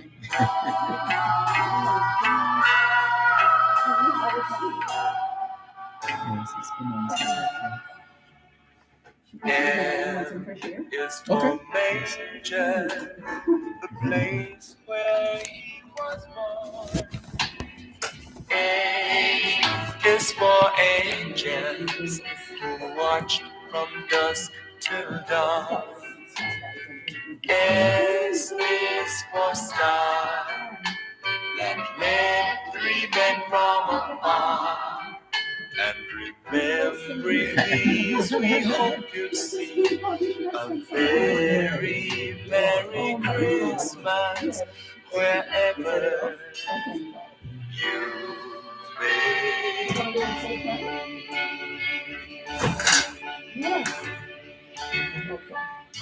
So I'm going to be looking for so you want to get it off? Sure. We'll go at different stages because we go from now until 5. So we can slap them in at different. Okay. It's for Christmas, the season of good cheer. H is for happiness. Let's go, studio. Last you through the year. Thanks a lot Thanks a for lot for staying staying with us here on your program. Both sides of the story, Poro 106 FM. Still streaming live on the Gleaners website, go-jamaica.com. Live on your smart devices all over the world. We're coming to you live from 12510 Queens Boulevard in Kew Gardens, New York. This is the office of Beverly's Home Healthcare Inc. And who better to speak with us than the lady herself, Beverly Nichols? How are you? I'm good, a little bit tired under the weather, but I don't have COVID, thank God. Yes. Well, it's good to see you. Thank you so much for agreeing to host us this afternoon on both sides of the story here on Power 106 FM. Let's go back to the beginning, so to speak. Where in Jamaica do you identify with? Oh my God, Clarendon Blackwoods. I'm a mountain girl. I'm from the countryside of Clarendon. We're up in the mountains. So that's what, northern or north central? North central, northern. So it's closer to Moko, Thompson Town, Smithville. Yes. So that's where I'm from. And where did you go to school? Well, I went to a school called Longlook Primary School. And is it still over? I think it's still there. Okay. I've gone back there many years. But when time come for me was to go to Frankfield Comprehensive High School, the person of whom I was living with my life then was like Cinderella. She was interested in me to go to the high school. So just primary education. And coming here to New York, I went back to school and I tried to get everything I could acquire here. Yes. Up to a Bachelor's of Science degree in New York. In what area of specialization? Gerontology, of course. My job is all about serving elderly people, the old folks, and children too. Whoever come to me, like for instance, even young babies we are doing now, skilled nursing. So it's everything in the home care setting. All right, let's just back up a bit because we want to bring everybody into the loop so that when you got to the United States, was it specifically to New York or did you go somewhere else before coming to New York? Yes? Straight to New York. I came here and found my cousins in Brooklyn. They were all taking care of the elderly, but nobody was going to school. And I said I didn't want to stop here. So while I care for the elderly in their homes, I registered York College, LaGuardia College, 3 colleges, stage by stage, and eventually end up in York, where I got my Bachelor of Science in Gerontology. And so you were clear in your mind exactly how you were going to make it here in New York. Yeah, I came here to spend just 5 years, get enough money to go back to Jamaica and open up my jewelry store. And it's been how many years plus 5 now? Since 1981, how much you get? Yes, too many years already, So, but although it didn't happen in Jamaica, it's happening here. And I'm able to help my country in many ways. So, no regrets. Yeah. But I feel guilty many times living here and not there. Yes. I really miss home. And then now, in setting up your business, what was that like? How did you get going? Because what we're trying to get an idea of is how easy it is to set up this kind of a business. Not easy at all. One of my clients of whom I was caring for years ago, she said to me, Bev, you need to run a home care agency so we can get people like you to care for us. And that's when the light bulb went off in my head. Yes. And so that triggered that response. And I started to look here now for the business. And 1996, I acquired my license to run this home care agency. So I've been around since 1996 in this business. And how has it evolved? I mean, when you look back at when you started to where you are now, how has the business of taking care of the elderly evolved? It's more challenging today because when we started, there was no compliance, there was no regulations, and today the regulation is at the moon. You cannot slip in this business because you lose your license. It's caring for people, and the state they take this business very seriously. So there's no way we we have to produce. You have to get You it can't right sleep. all the time. You have to be right 100% all the time. Yeah. So that is the challenge we have today. And COVID didn't make it easy for the past 2 years. We're going to come back to COVID in a moment, but the other thing now is knowing how high the standards are. How did you set about populating your business with people who you thought would be able to keep the standards at least and even surpass them? It's not easy because when you have to deal with the public in general and it's not you, you cannot do everything and you have to rely on others.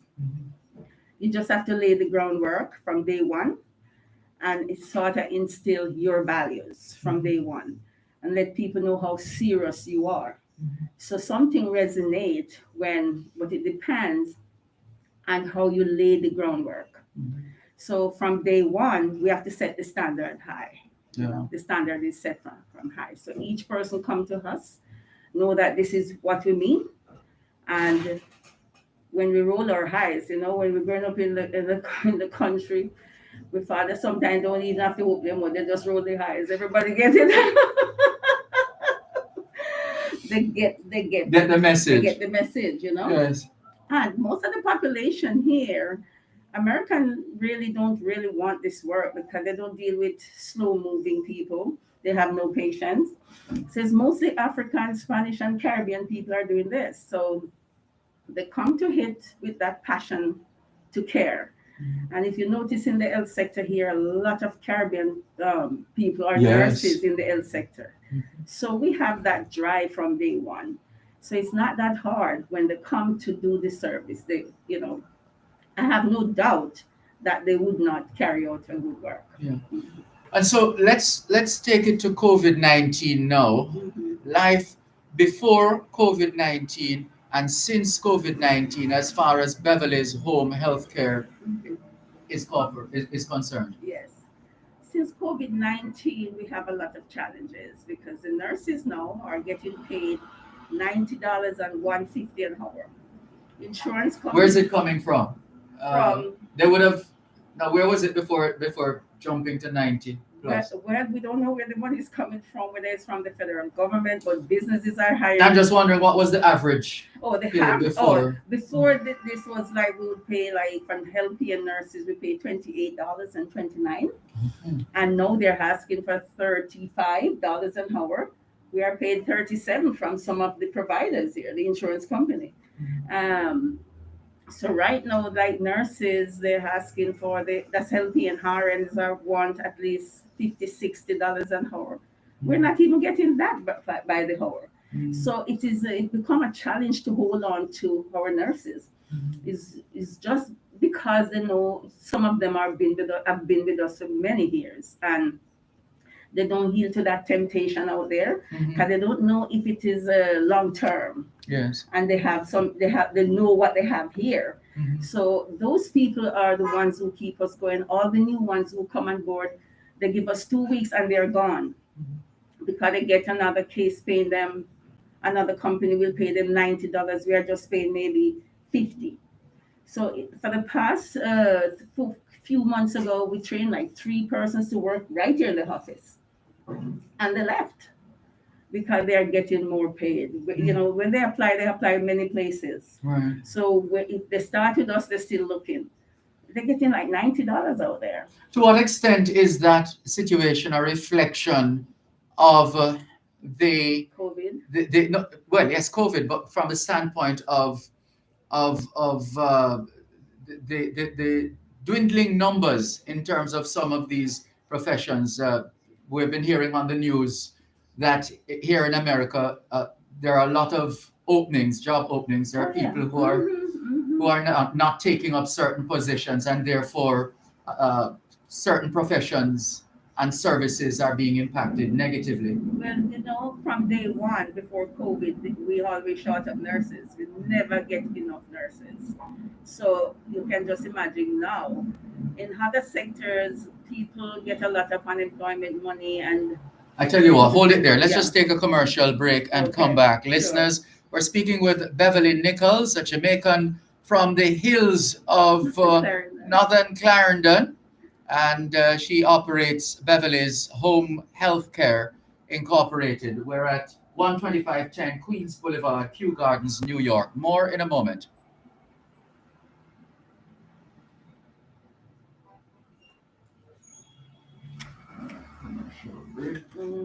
You get something to eat. Yes, Oh, I give got you a some- slice of the. They have cake. They have some pastries. Enjoy a 30% discount on our 6-month subscription plan.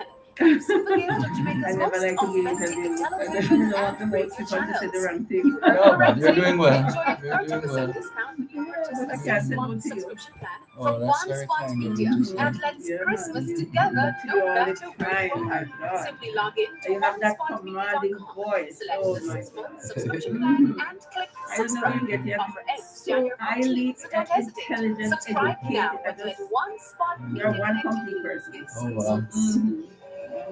My forehead is swelling now. You don't have to. All right, stand by. Yeah. Let's go, studio. Thanks a lot. Thanks a lot. Thanks a lot Thanks for a lot for staying with staying us with us here here on on your program, Both Sides of the Story, Poro 106 FM. Still streaming live on the Gleaners website, go-jamaica.com, live on your smart devices all over the world. You know how it is when we travel. We always like to identify Jamaicans who are progressing, Jamaicans who are performing, Jamaicans who are flying the flag high by virtue of the quality of their performance wherever in the world they are. And it's been no different here in New York for almost a week now. We're coming to you live from 12510 Queens Boulevard, Kew Gardens in New York. This is where you'll find the offices of Beverly's Home Healthcare Incorporated, operated by Beverly Nichols from Northern Clarendon. And she has been sharing her experience as operator of Beverly's Home Healthcare Inc., especially since the onset of COVID-19. So have things settled down, leveled off, or you're still having to deal with a level of uncertainty or some of the other vagaries of COVID-19? Yeah, we still have a lot of uncertainties because, for instance, since last year, we say no to over 200 cases. We're talking millions of dollars in revenue just got flushed down the tube. We just don't have the manpower. This is one of the challenges we face today. To lose so much business is really tough. We go to bed at night and we can't sleep.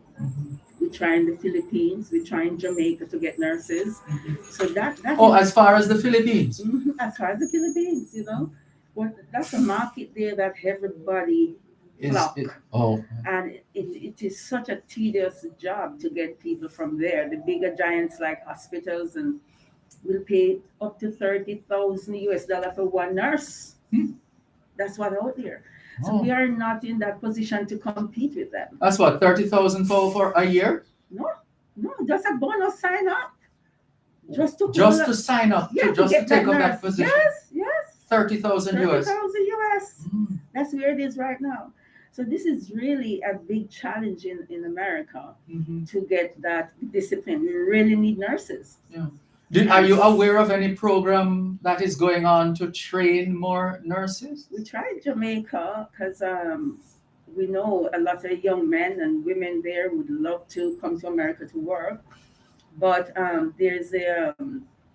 there's Pearson who would set up the examination center there. They only believe in the University of the West Indies, nowhere else.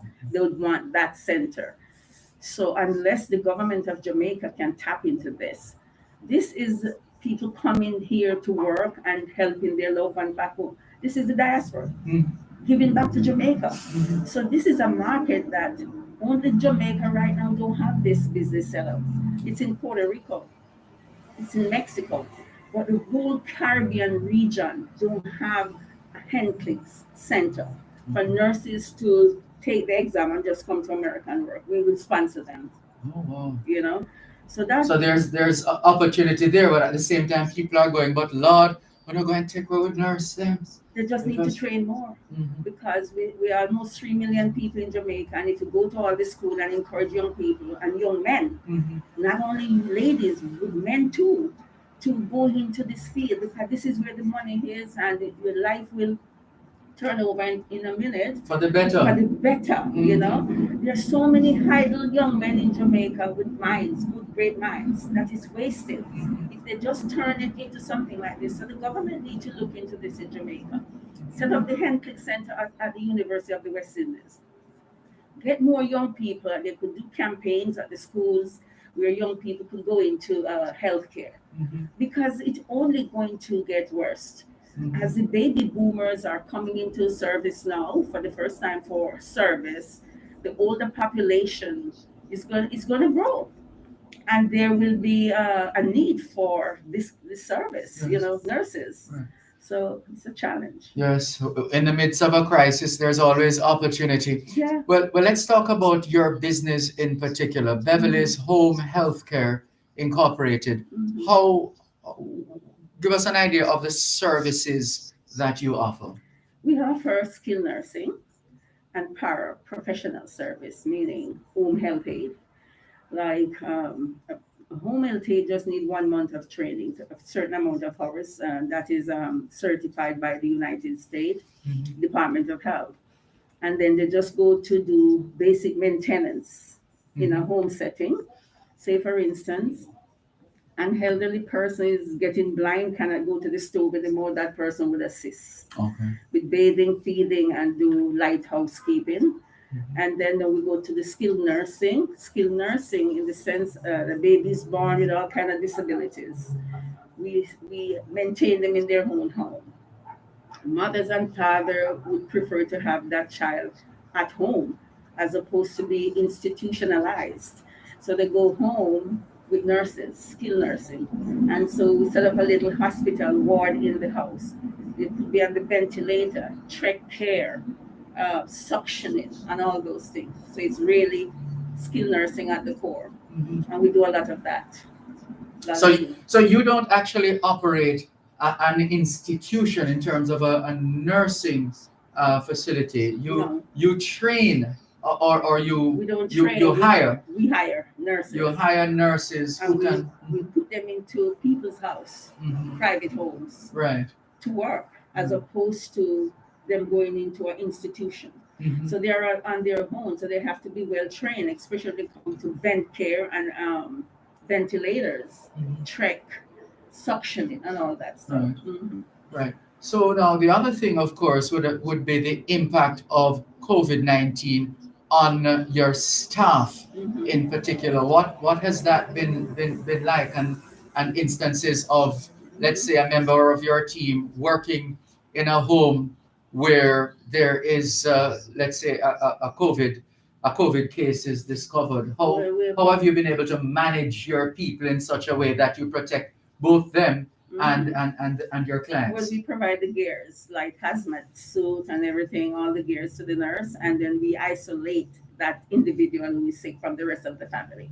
So then that person is alone in that room, and then the nurse go to work wearing all the gears, just like a hospital setting. And also in that setting, sometimes you have to know that when we send a patient to the home setting, there's a member have to go to the hospital and undergo the training like a nurse. Oh, you can't just No. the hospitals can't just send them home like that. No. Because the government take into consideration something happened like a earthquake, or anything at all could happen, and that should not cause the death of the person because there was nobody there to care for that one. Oh.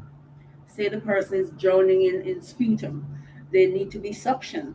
A family member must always go to the hospital and undergo the basic training of how to carry out those tasks. So in this case, sometimes families take over. For instance, under COVID, we have some nurses who fell sick, and some of them family refused them. They don't want them in the home. The babies were too What? sick. Yeah, the babies were too sick to have anybody from the street coming into the home because those babies could be subjected to the COVID virus. Mm-hmm. So family refused service during COVID, and they care for the child themselves because they already undergone the training. You know, so whichever all the government does it here, it is effective. Okay. You know, it's saving lives all the time. So you could never take your loved one from the hospital without somebody in the family getting the training. Oh, okay. That makes sense. That person would go to a long-term facility Mhm. like a nursing home. Mhm. The government would not okay it for you to take the child. I see. Mhm. All right. So the other element now has to do with the how how you've been able. I mean, you've been through a lot already, and the world has been through a lot, and we're still going through a lot. Uh, Having heard recently of the Omicron variant of COVID 19, what kind of thoughts and emotions have run through your body considering all that you have gone through already, you and your team? Well, whether the Omicron or the Delta, we're just tired of it now. You know? I think everybody's up to it. So it doesn't matter how many Omicron or Delta coming now, we are drenched. Yes. You know, so I think people are getting acclimated now. Yes. And the fear is not so intense like initial when it started, you know. And as for me, it's just another day with this thing, you know. We want it to go away, but it's here and it's going to play out until it's ready to leave, or if it will leave, I don't know. But we are hanging in there with it, you know. We're tired of it, of course, but we have no choice. We just have to live or hit, because nobody can live for themselves right now. Since 2 years now, we are living for the virus, not ourselves. Yes. You know, or everything else is compromised. So there's no, you know, it's really difficult. Well, let's talk about your team, your core team. You have a team of individuals responsible for certain aspects of the business. To what extent have you been able to hold on to your core team as opposed to the broader body of nursing professionals some of whom you've lost? The core team, like the CEO, the manager, assistant manager, they're not leaving because they're well paid. You know, so in this case, money talk. You know, nobody out there will pay them what I pay them. So I have no worry about them. Yes. I'm worried about the nurses who I cannot meet their expectation in payroll. That's what they're asking for. Insurance is not paying that. This is Medicaid. This is federal government funds. Help us to understand that component, the insurance component. Okay, so the federal government select all these insurance companies and give them millions of dollars and say, all right, fund these programs. So they get these millions of dollars, and this is where we come in now. It's called managed care. So the insurance company under Medicaid will pay us to do whatever care. Before you move on, who is eligible for Medicaid? People who just have $3,000 in the bank to bury them. You know, you have to be a pauper, very poor to get. But there are elder law attorneys. I've seen very wealthy people in this country, and I don't know how they get Medicaid because they're so wealthy. So there's the other side to the coin, you know. It's just to know the system. There's always loopholes, but in general, you have to be poor. It's a poor person program from the federal government. That's Medicaid. All right, so continue now, because I cut you just to get you to clarify that. Yes. So what was the question? In terms of, I think you were explaining about the insurance. Yeah, the insurance company. get all that money, Mhm. bulk of money to pay us. So Mhm. they contracted with us. Okay. So we have like the biggest insurance in our company, Health First, United Health, Blue Cross Blue Shield, you name them, we have them. All right, hold it there. Let's take the break and come back. This is fascinating, actually. I'm learning a lot, and I'm sure our listeners are learning from Beverly Nichols, operator of Beverly's Home Healthcare Incorporated. We're at their offices here at 12510 Queens Boulevard, Kew Gardens, New York. More in a moment. So you're learning something too. Yes. Yes, indeed. Yeah. This is More than 2,000 years ago, this is United States. It's a rich country. They have the money, announcing the and birth of Jesus. I This miss Christmas, out on the we can second renew that hope by being the star that illuminates others because I was in our being. good deeds. Visit What lighttheworld.org should I call and myself? find simple Not really. ideas on how to live the And true when the bank spirit called of me for the Christmas. You're second, being conservative. The bank called me for the second go. You get over 1,200,000 first, and then they call for a second go date. But then you have to prove that you have deprivation, not getting Right, not getting, yeah. and I could prove that. So I didn't even try to steal it, and I know it would have gone through the system. My bank called me Chase Van and said, "Baby, there's a second gush. Are you coming on board?" I said, "No, you know." And really and truly, I lived to get that was $1.6 million. Can't carve a split meal. I'm too generous, you know, and careful and honest. Absolutely. Really, I can't give it back. A lot of money thrown here. Just imagine. And that's why I give out 25,000 to my nurses in Jamaica. You know of that 25,000? No, when was that? That was in April last year. We had a ceremony to doctors and nurses. When I see what America was doing for nurses here, people in the medical field. Oh, we need to get around to that. I was jealous. That act on your part. I was so jealous that my people in Jamaica are not. Nobody thinking about that. Let's go, studio. Thanks a lot. Que hora es en español? Son las 4:02. Quelle heure est-il en français? Les 4:02. 现在几点了？4:02. 2 minutes past 4 o'clock in the afternoon here at Beverly's Home Healthcare Incorporated, 12510 Queens Boulevard, Kew Gardens here in New York. Have you had a checkup lately? If not, now's a good time. Let's not wait till we get sick to get a checkup. How about that? Checking in with more on your program, Both Sides of the Story, Power 106 FM. The final episode in the New York edition. It's been almost a week, and we've been managing. It has gotten really cold over the last couple of days, at least for me. But we're managing. And so now, Beverly Nichols, you were talking about the insurance and the opportunities that presented themselves as well, even in the midst of the crisis.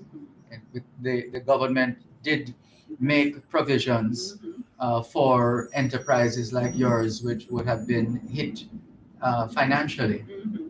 Yes, we were given a loan called the PPP loan, and under former President Donald Trump, so that we could keep our employees and not sending them to unemployment. So that's how that money was given to all of us. So I did pay out most of the money because you have some of our cases, the family didn't want service. They chose to do the care themselves. So in that interim, our employees would be sitting home without paycheck. In New York, they don't live without the paycheck. They need that paycheck every week. So that money came in handy. We pay our employees from the government PPP loan. And so we were able to hold on to our employees instead of them going out to look job under COVID, which in that time still everything was shut down in New York. So it would be difficult for them. So it was really good that the government have that consideration. We held on to our employees, and it was vice versa because some employees were too old to go to work. They're of age. We have people working as nurses. There's no limit to nursing profession in America. Once you can stand up, you know, I have up to 80-year-old as nurse working. So now they were fearful for themselves, the older population. So we had those two variables. People closed their doors and we don't want the service, and then the older folks said we're not going to work. So that money really did help us, to keep them alive. Speaking of money, you recognize that the nurses in Jamaica uh, have over the years demanded more, and it's never enough, quite frankly. And but there's this the thinking is that we can do better and we should do better. You took some action. What was it? Earlier this year, or April, yes? Tell us so about they that. have the telethon going on to buy PPP for Jamaica. I said I want my 25,000 to go to nurses and doctors because That's 25,000 US dollars. At that time in America, the companies were just throwing money at hospital and nurses. They were the heroes here. Because if I was a nurse doing that work, I would have run away. And we commend nurses and doctors who really stand up to COVID and care for the sick. So when I saw that happening here and nobody was giving consideration to Jamaica, my money, I didn't want it to go to PPEs. I want that cash to go to doctors and nurses and even the person ancillary work of mopping the floor under COVID. So that's where that $25 were distributed. 25,000. 25,000. So 25,000 were distributed to them.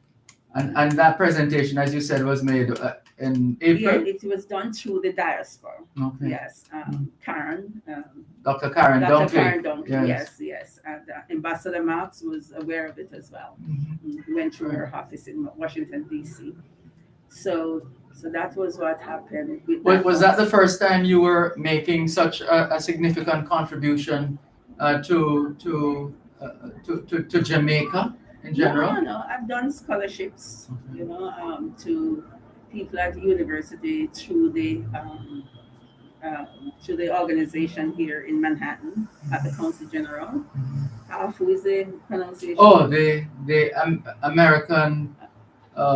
American Foundation of the UWI. Or Yes, we've done through AFUWI.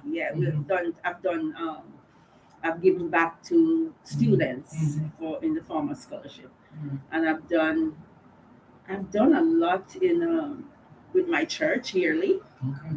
Which church is that? North Shore Baptist Church here in New York. They go to Jamaica for the past 40 years, and doctors, nurses, and they would go down to minister. Medical missions. Medical mission, and I'm part of the contributor. Each time they're going down up to 20,000 US dollars, I help out with, and it's yearly. Yes. Well, what does contributing to the land of your birth mean to you? How does it make you feel whenever you're able to contribute to individuals, institutions, and organizations in Jamaica? It's very gratifying because it's the land of my birth. I love my country, and when I go there and see deprivation, it makes me so sick. It makes me want to move the mountain to hell, but I can only do but so much. So when it comes to Jamaica and our people, I always put myself there and say it could have been me.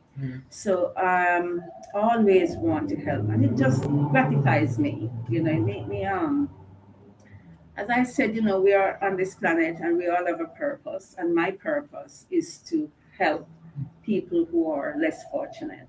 See that my next project was the Chapelton Hospital that I'm doing as well. Tell us about that. Chapelton is, of course, the old capital of Clarendon. They called it Chapel. It used to be Chapeltown, but over the years, Chapeltown became Chapelton. Chapelton, yes. So the hospital, it was the closest to where I come from, of Blackwoods, maybe about 8 miles away.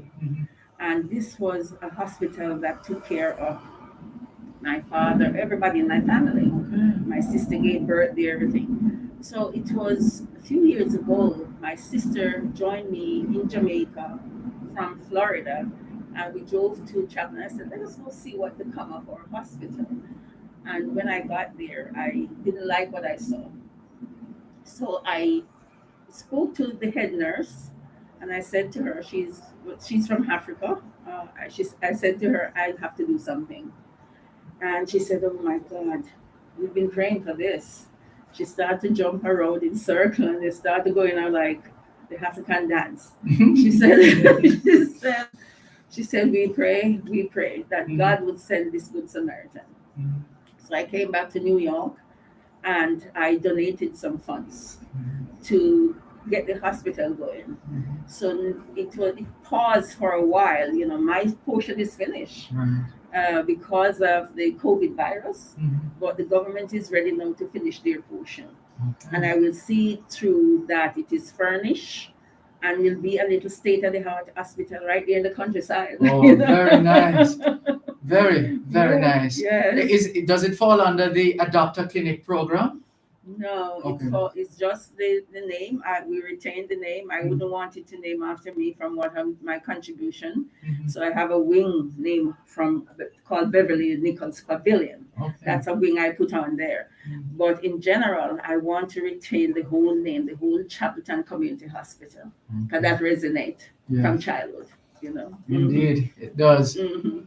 And so now, at a time of the year like this, Christmas time, what since you've been living here in New York, what has this time of year been like for you? Is it just in the cold, wishing you were in Jamaica, or have you taken deliberate steps to make sure that you're in Jamaica around this time? Well, I'm on my way out, you know. Come Friday, I'm out of here. I can hear the glee and the excitement already. I cannot wait to touch down. I cannot wait because, you know, I don't like the cold weather for one. Yes. And I really lost that I'm not living in my country. But if I was there, I probably couldn't do what I'm doing for my country. True. So it's a half a dozen and 6 or 1, half dozen the other. Right. Yes. You know? Yes. So I have no regrets coming here because I have good, you know, self-actualized them. You know, I accomplished a lot. It wasn't easy. I came here from nothing, and I spent 15 years in the school system because I didn't get the education in my country, and that was foremost for me. I wanted that more than anything else. It took me 15 years to get from a certificate examination, course in gerontology, and then to an associate degree in gerontology, and then to a bachelor's. And I couldn't get to the master's because the company's here now. I have to run the company. I have no more time to study, you know. So, so I've come a long way, and I am grateful to be in this country and for what this country has done for me. And I'm happy to give back to my beautiful world. Yes. I always say to people, if you're going to give up paradise and come to a cool country, just make it worth your while. Don't come here and waste your time because I would rather be in my country than here. So it is gratifying that I came and I set out and I did what I have to do, and it pays off. Good. It pays off, you know. Yes, indeed. Well said. Well put. So how can people get in touch with Beverly's Home Healthcare Incorporated? Well, we are online. We have a lovely website, and they can call the number 718-459-5592. Or they could log on to Beverly's Home Care at AOL.com. So we are out there on social media. I think we are on Facebook as well and on social media. Excellent. Well, we look forward to talking with you again. Before we wrap, I want to give some of the other members of your team an opportunity to share their stories as well. Ricardo is my manager, so I would have him come. He's been here like 12 years already. Okay. And then my next is Roy. He's my nephew, a high school teacher here in biology, and I snatched him out of teaching. And he's quite happy here. He's been here like 15 years with me. Oh, nice. He gave up Hillcrest High School as a teacher to come and work here. All right, looking forward to speaking with your team members. All right. I will take a break for now, but thank you so much. Yeah, you're welcome. Okay. You're welcome. It's Great. a pleasure. Thank you, Okay. Beverly Nichols, Yes. listeners. She's the operator of Beverly's Home Healthcare Incorporated. She's Jamaican from Northern Clarendon and very committed to the land of her birth. More in a moment. Excellent. Great, thank you. Thank you. Thank you. So I'll have Ricky come. Okay? Sure, thanks. Yes. You want anything? You want a cup of coffee? Maybe not coffee, maybe some tea. You want tea? Thanks. Okay, I'll get you tea. Okay.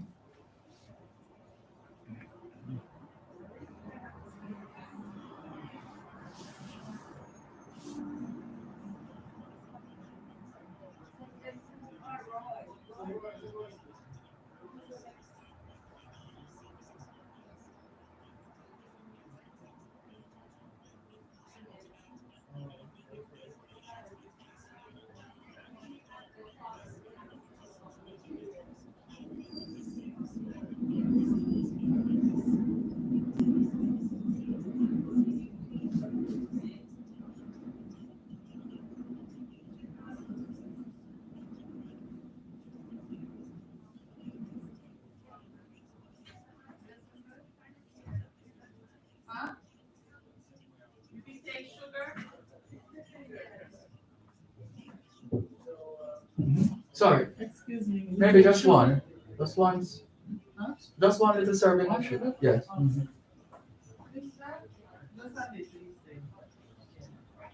Yeah.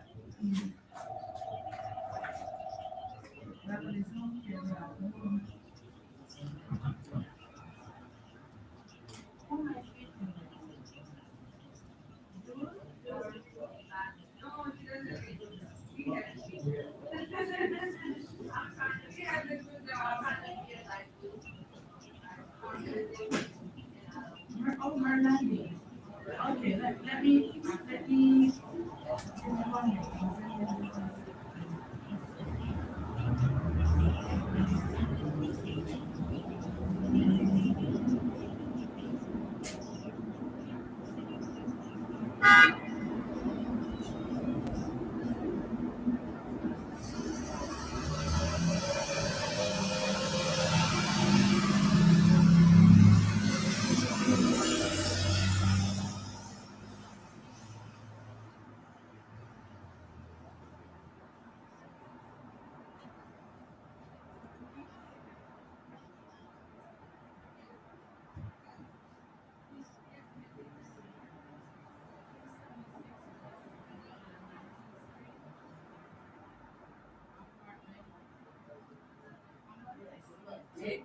Yeah, come in. Come in.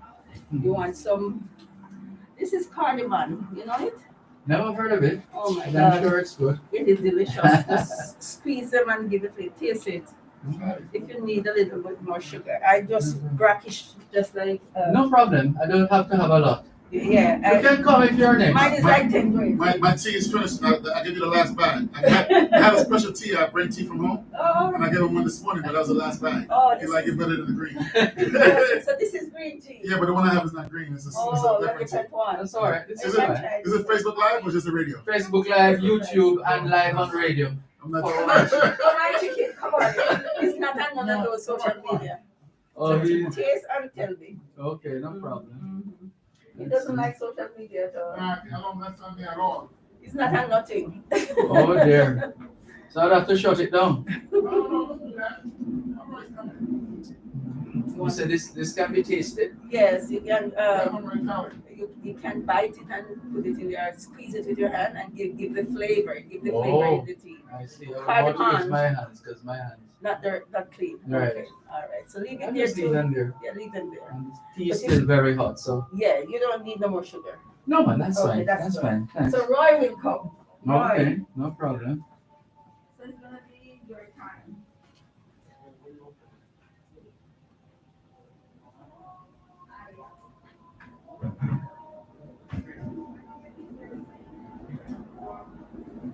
Let's go, studio. ¿Qué hora es en español? Son las 4:20. Quelle heure est-il en français? Il est 4h20.现在几点了？4点20分.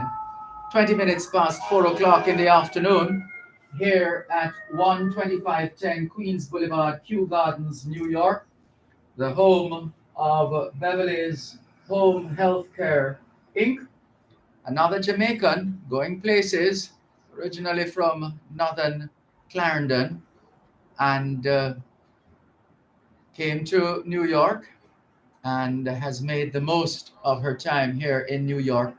And she has never, ever, and perhaps never will shake the dust of Jamaica off her feet, still contributing to Jamaica from where she is right here in New York. What I'm getting from a lot of Jamaicans in the diaspora, and I usually get it at this time of year, is that they're all looking forward to spending Christmas in Jamaica. Yeah, all looking forward to spending Christmas in Jamaica. And it can be done safely, safely. If we really and truly love our families, we will safely navigate the rest of 2021 heading into 2022. Standing by to speak with our next guest on location. And we should say good afternoon, and we'll try and connect with her. We know she's busy, but we'll try and connect with her before the show is over. Dr. Karen Dunkley, the hardworking, enthusiastic, committed Jamaican Northeast USA representative on the Global Jamaica Diaspora Council. We look forward to connecting with her a little later on. Ricardo is in Glengough, St. Catherine. He's still tuned in. Rona Dunwell confirms that she is back in Toronto. She represents the Alliance of Jamaican Alumni Associations in Canada. And Adoma Patterson of the Jamaican Canadian Association is also on board. Thank you very much for your congratulatory message, Adoma. Dean Virgin says, have your lunch, my boss. That was earlier on. No, it wasn't cornmeal porridge, Dean Virgin. Thank you very much. Violet White says, good afternoon, Dervan. Merry Christmas to you and yours. Same to you and yours, Violet. And she says, congratulations on your award, Dervan. Wishing you continued success. Thank you. Another congratulatory message from Inez Iona Campbell saying, job well done. Thank you very much. Paul in Philadelphia, good afternoon to you. Faye Weller, good afternoon to you as well. Velta Wilson in St. Thomas, good to have you on board. Thank you very much for tuning in. And let's see who else we should be saying hi to. Let's hop across to YouTube, having checked in with Facebook Live. Natalie Winter says, hi, good evening, and double congratulations. Keep safe. Nice office, great background. See you. Claudia Haddam says, good afternoon, Dervan. Season's greetings to you and all of your listeners. And the same to you, Claudia Haddam, and the members of the Jamaican community, the Jamaican diaspora in the Cayman Islands. Thank you very much for tuning in. Let's go over now to the WhatsApp line, same as the text line, 876-365-3346, 876-365-3346. And we are going to that line now. Let's see. Hello again to Sharon Smith of the Hosamarty Alumni Association New York chapter. And let's see. Andrew McPherson is in St. Thomas. He says, good afternoon, Sir Malcolm. Another wonderful day with Power 106. Therefore, whenever traveling from Morant Bay to Yalas, once leaving Morant Bay, the signal went until reaching near the Yalas Bay area. We'll share that message of yours, Andrew McPherson, with with the engineers. That's what we will do. The team in the transmission group. We have our next guest seated and ready to talk with us. So we'll come back to the messages in just a moment. And he's going to properly introduce himself now. Hello, good afternoon. How are you? I'm good, Dervan. Good afternoon, Jamaica. My name is Humroy Booth, straight out of Blackwoods, Clarendon. Humroy. Yes, Humroy. Humroy. Yeah. Humroy Booth. How you? So you pretty much grew up in the same community there in Clarendon. Well, I was born there, Okay. but ever since I was like 2, Uh-huh. they moved me first to Maypen and then to Kingston. So I basically grew up in well, it's St. Andrew, Kingston 20, Okay. right? And so basically, my memories of Jamaica are actually formed from that within that location. I see. I don't know much about Clarendon actually. I claim it still because the joke here in America is that like whenever you ask a Jamaican where they're from, they're always from Kingston. Yes. Yeah, so I tend to claim Clarendon. I might not know it, but I know that's where, as they say, my navel string was bearing our time. Yeah, navel string cut. Navel string was cut. Got you. Got Yeah. you. All right. So how did you end up here in New York? Well, my entire family, basically, the nuclear part of the family, and some extended family, like my aunt, she's Beverly, and everybody was here. So they actually brought me up like almost 20, almost 25 years ago. Yeah. And you hardly look 25. You came here very young. Yeah, I came here fresh out of Arden High School, you know. So educationally, I did colleges here, you know, up to the master's level. So What did you study? I studied biology, Okay. minor in chemistry. Okay. Yeah, so I was science leaning. I was geared toward the sciences. You know? Their expectation was for me to be in medical school.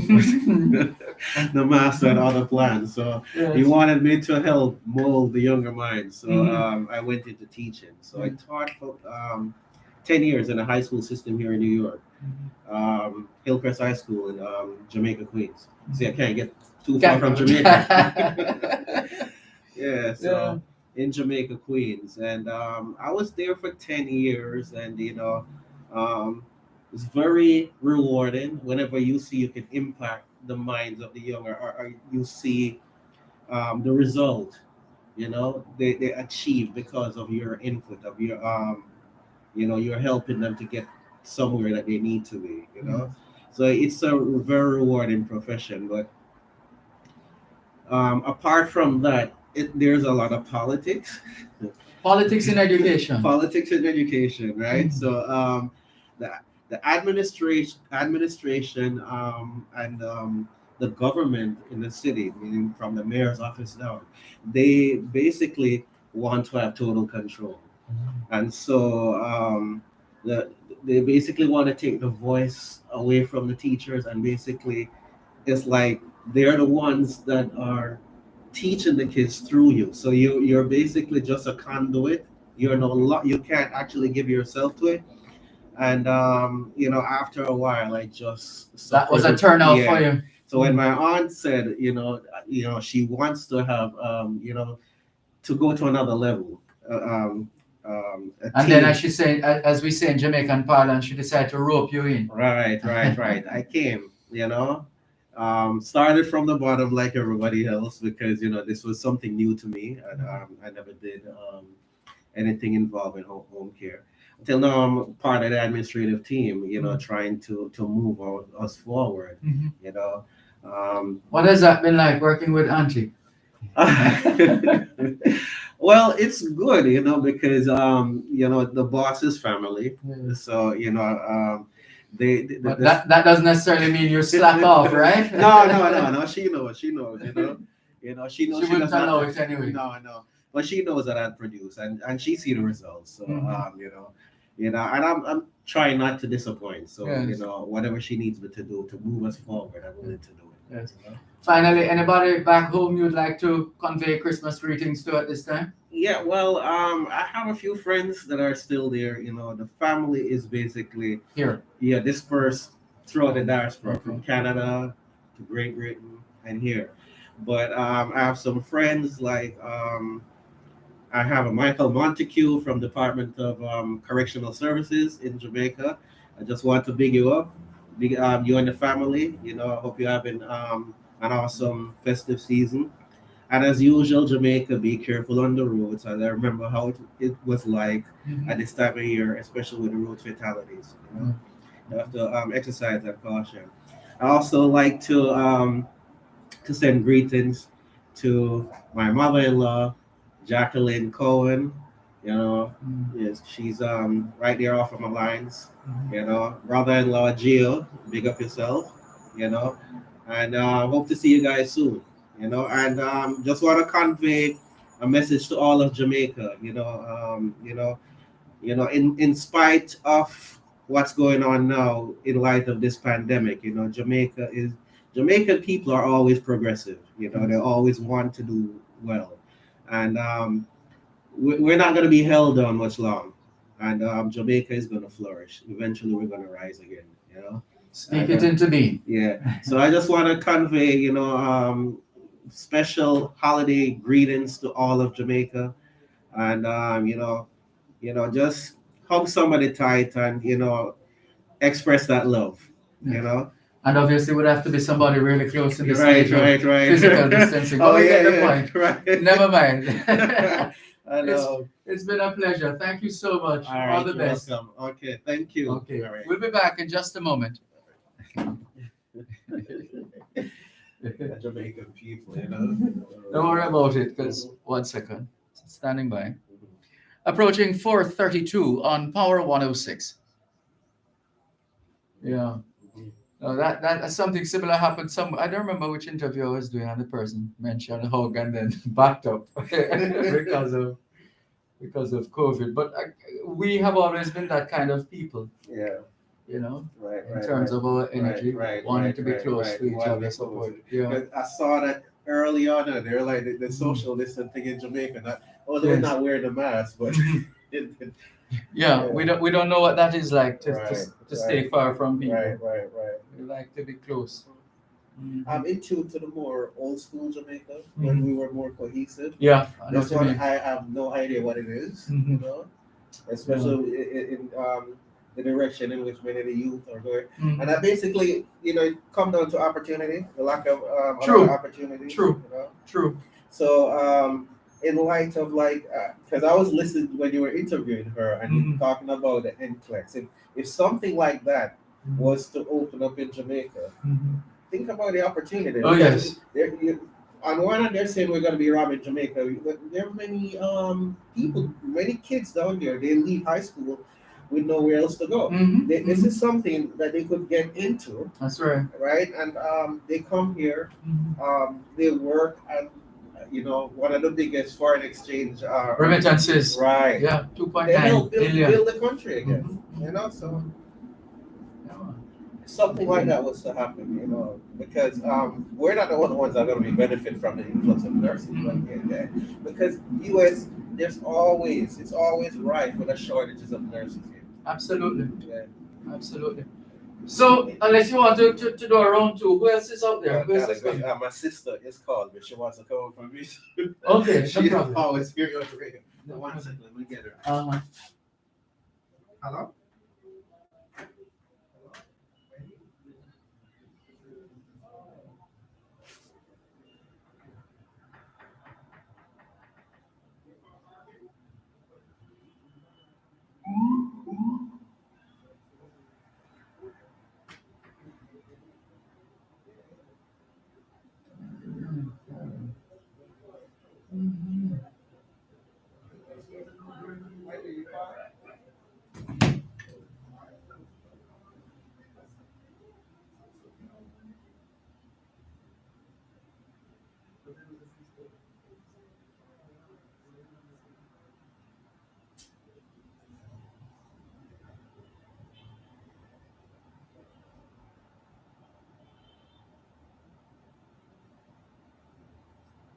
Share contact.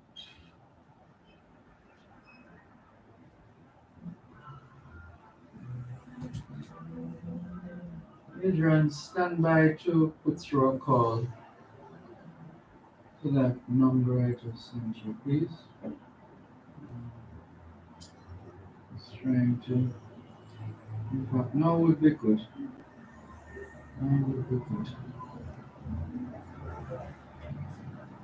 Let's go. Y ahora es en español. Son las 5 menos 25. Quelle heure est-il en français? Il est 5h moins 25. Sensei, TDN le. Wu Dian Cha R Sure Wu Fen. 25 minutes to 5 o'clock in the afternoon here at 12510 Queens Boulevard, Kew Gardens, New York. This is the home of Beverly's Home Healthcare Incorporated, a Jamaican from Northern Clarendon, as we've been saying all afternoon, who has made the most of her time here in New York, and she continues to contribute to the development of the land of her birth, Jamaica. And we are going to keep the program rolling. We're going to try and connect with Dr. Karen Dunkley for a quick chat. We know she is busy, and we hope we're able to connect with her in a little while from now. In the meantime, we want to once again thank all those who have been facilitating our series of broadcasts here in New York. Chief among them is Mr. Erwin G. Clare Sr., OD.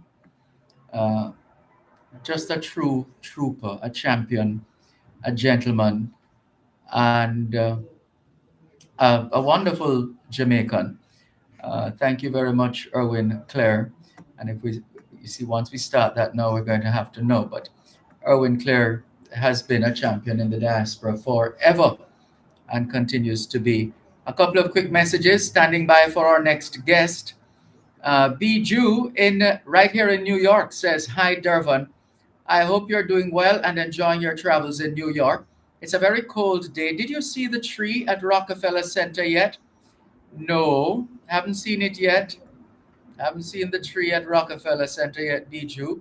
Robert Gray of the St. Catherine High School Past Students Association says, "Good afternoon, Dervan Malcolm. Checking in from a frigid 37 degrees Fahrenheit, Philadelphia. Ouch. Stay warm, Robert Gray." Violet White says, "Greetings, everyone on the live." To you too, Violet. And Dr. Karen Dunkley says, "So thrilled to welcome you to New York, Ambassador Dervan Malcolm. Congratulations on your well-earned and well-deserved award from UJA." Thank you very much, Dr. Dunkley. It's been a pleasure. Thank you. And let's see, as we continue with more on your program, Both Sides of the Story, here on Power 106 FM, still streaming live on the Gleaners website, go-jamaica.com, live on your smart devices all over the world. Still trying to find out who's coming next. Let's see. Knock, knock, who's coming next? As we continue our broadcast here on Both Sides of the Story, Power 106 FM, still streaming live on the Gleaners website, go-jamaica.com, live on your smart devices all over the world. And so here's my next guest. Hello, good afternoon. Good afternoon. And go ahead and introduce yourself, please. My name is Calicia Williams, otherwise known as Samantha. I've been a part of Beverly's Home Care since over a year now, and it's been a wonderful experience working with everybody, the patients, and we are like family here. Yes. Yeah, it's really nice working here, and I love it very much. And I just want to say how much I appreciate this company, and it has done a lot. And we're moving forward doing what we can for our patients and for our staffs. Yes. Also, I want to say greetings and happy holidays to my, first of all, my children, Tiana Jones, Tahilia Jones, and Andrew Jones. Also, my mother, Collis Grant, my sister, Michaela Williams, my brothers, especially Renoy, my nephew, Jaden Brown, Jaden Spence, sorry, and also my special friend, Darren Morris, my other friends, Nelia, Sion, Keisha.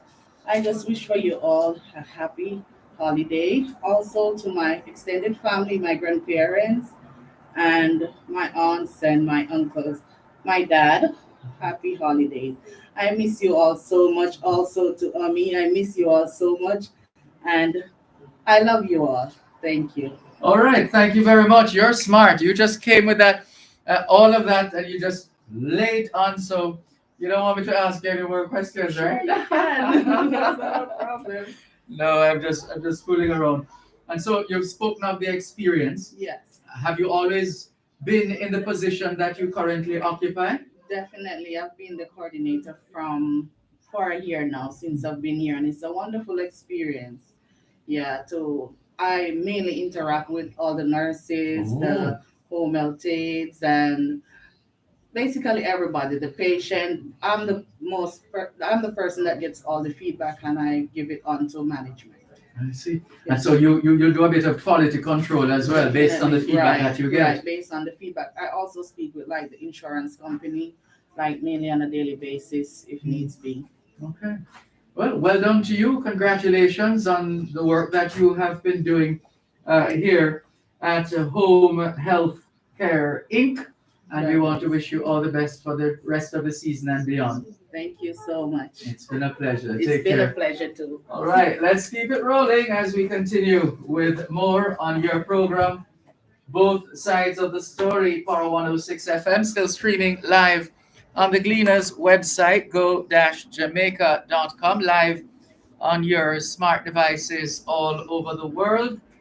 And our guest, we're coming to you live from Beverly's Home Healthcare, 12510 Queens Boulevard, Kew Gardens here in New York. And this is our next guest. Hello, everyone. I think this is the gentleman I displaced. Yeah, well, by the way, this is my office that I have not had the office since 12 today. Okay. Yeah, Yes. since 12. Yeah. Yes. So All right, come a little. Oh. Yes, that's a little more there. Right. So, so you are Khaled Kadri. Kadri. Push that foundation. Right. Okay. All right. Khaled Kadri. Right. How long since you've been a member of the team here at Beverly's Home Healthcare? So I joined the organization back in July 2020, right in the middle or the beginning of COVID. And since then, the company has been growing, and the company itself has been around since 1996, about 26 years now.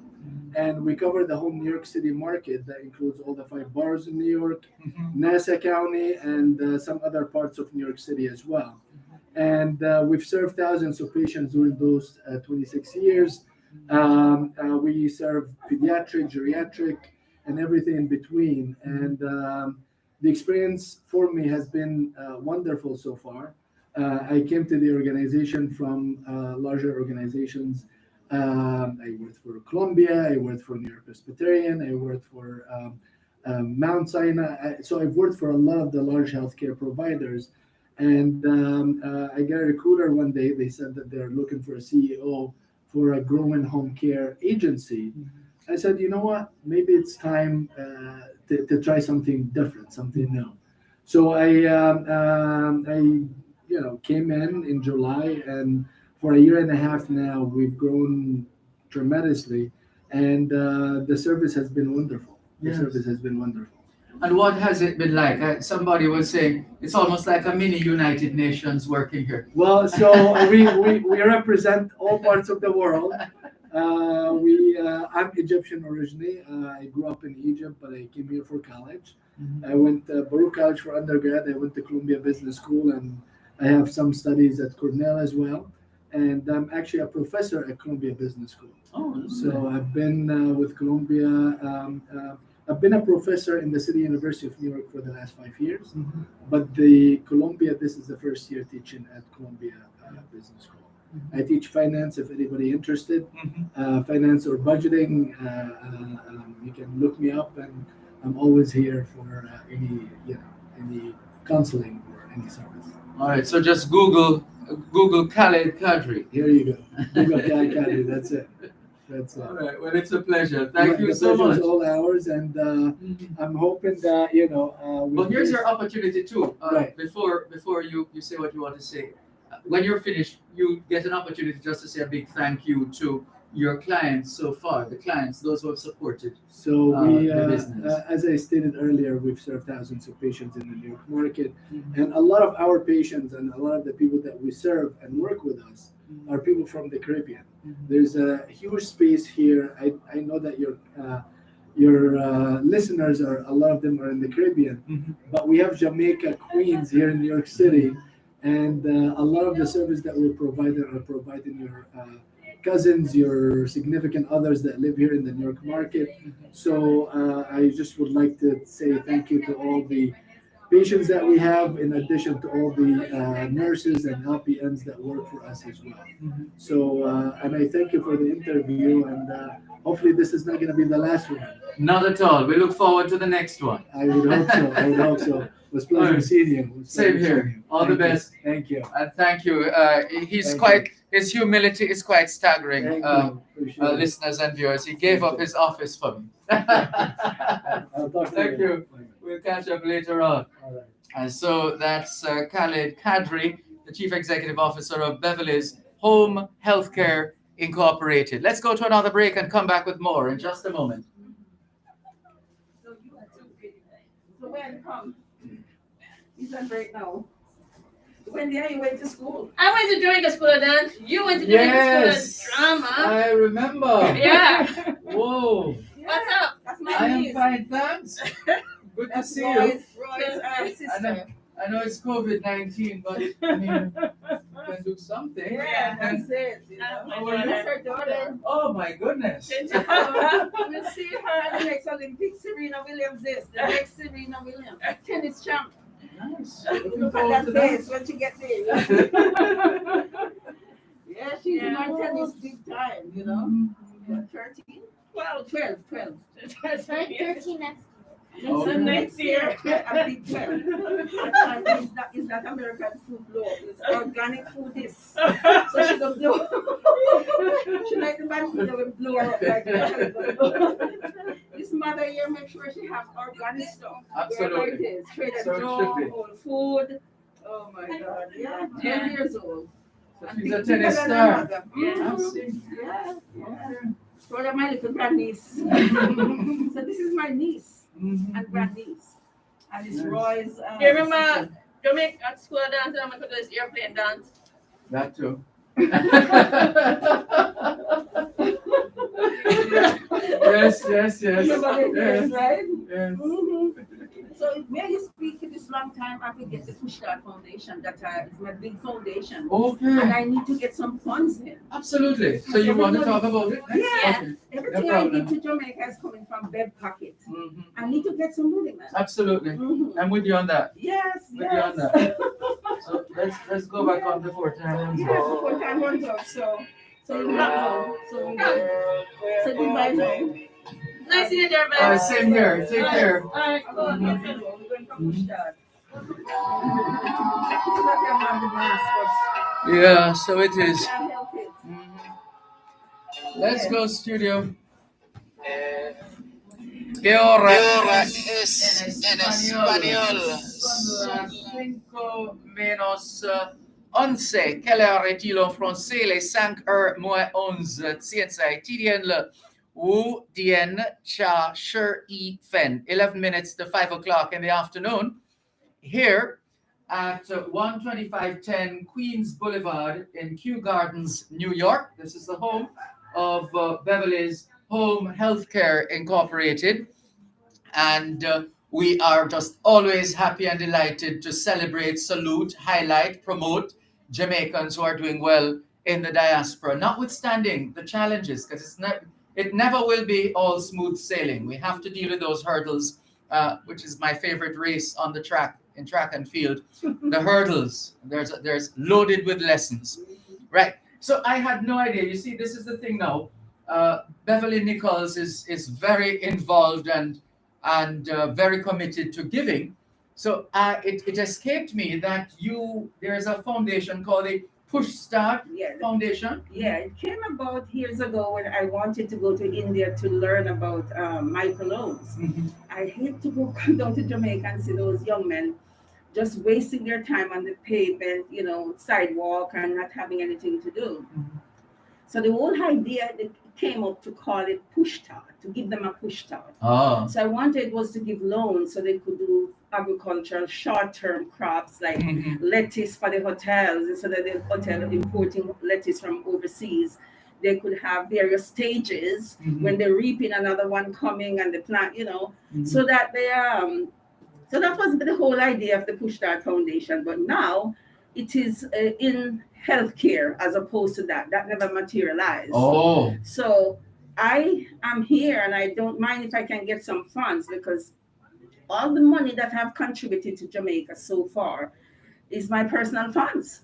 So for people listening out there, we need some funds to buy furniture now for the hospital, Chapelton Hospital, which I've already donated $1 million US to, for the construction of that hospital. No, this is serious. Again, you're demonstrating your commitment. $1 million already donated. Personal funds. Of personal funds. $1 million US of personal funds donated to the renovation, restoration, rehabilitation of Chapelton Hospital. And so, hey, look, if Beverly Nichols can do this out of her own pocket, and she has been doing this for some time, we don't want her to go broke. So those listening and watching, if you're looking for another foundation to support or a foundation to support based on the work that is being done, surely this has to be one of choice. Are you online? Yes, I'm online. They can go to pushstart.com or pushstart.org. Okay, pushstart.com. Yes. Or .org. Any one of those. Okay, yes. Any one of those. Push Start Foundation. Okay. Pushstartfoundation.org or pushstartfoundation.com. And they can also call this number 718-459-5592 right here.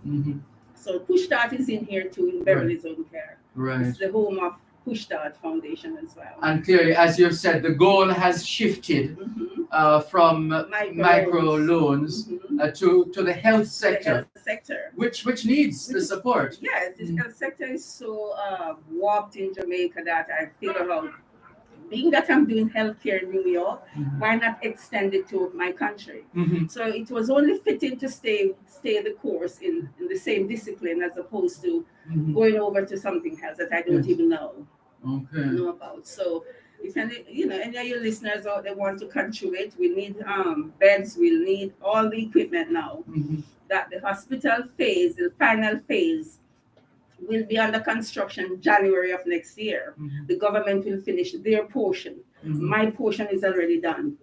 But I will also need to furnish the hospital. So, anybody can help us. Well, let's broaden it. In fact, there is a project, there's a promotion, a campaign, an initiative of the Atlanta Jamaica Association, where it's called Rep Your Parish, and perhaps you might want to connect with the president of the Atlanta, Tony Gray, president of the Atlanta Jamaican Association, because they do have that initiative, Rep Your Parish, where people from Clarendon, in this case, could get together across the diaspora to say, hey, let us raise funds, let us support this particular project in our parish. Right.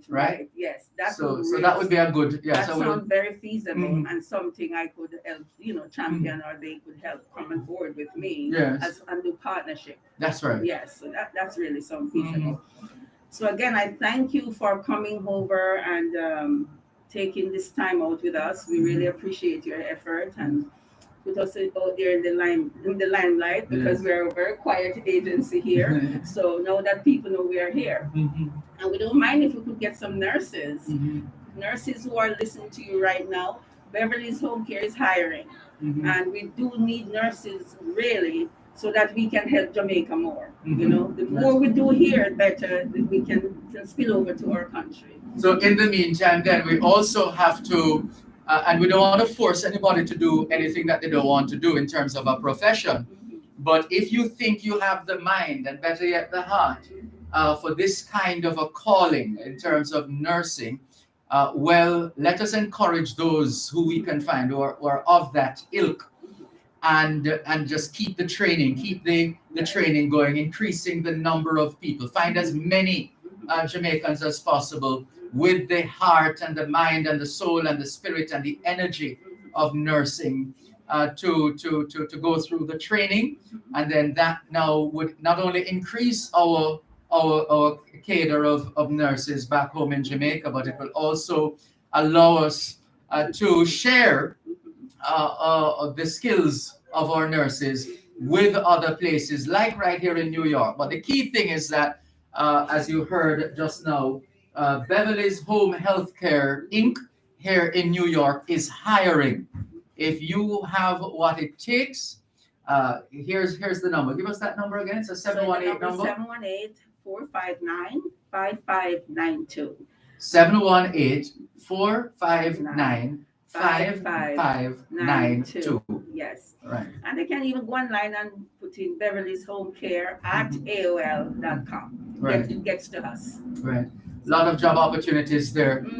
Here's your opportunity now, just to say a big thank you and to convey season's greetings to those listening to us, watching us all over the world, not least of all back home in Jamaica. Yeah, I really thank the listeners for taking the time out to hear us. And as I said, Jamaica is where my heart is. I live in New York, but my heart, I left it home.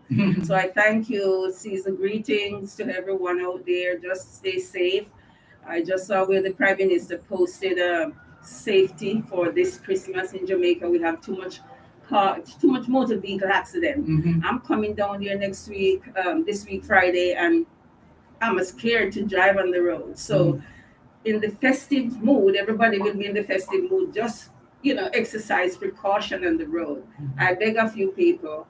It's so hard when you have to drive and kill yourself. Not necessary. So that's my message right now. So Yes. just drive safely. Yes. And have a wonderful holiday from Beverly Nichols here in New York. Thank you. Good. Thank you very much, You're Beverly welcome. Nichols of Beverly's Home Healthcare Inc.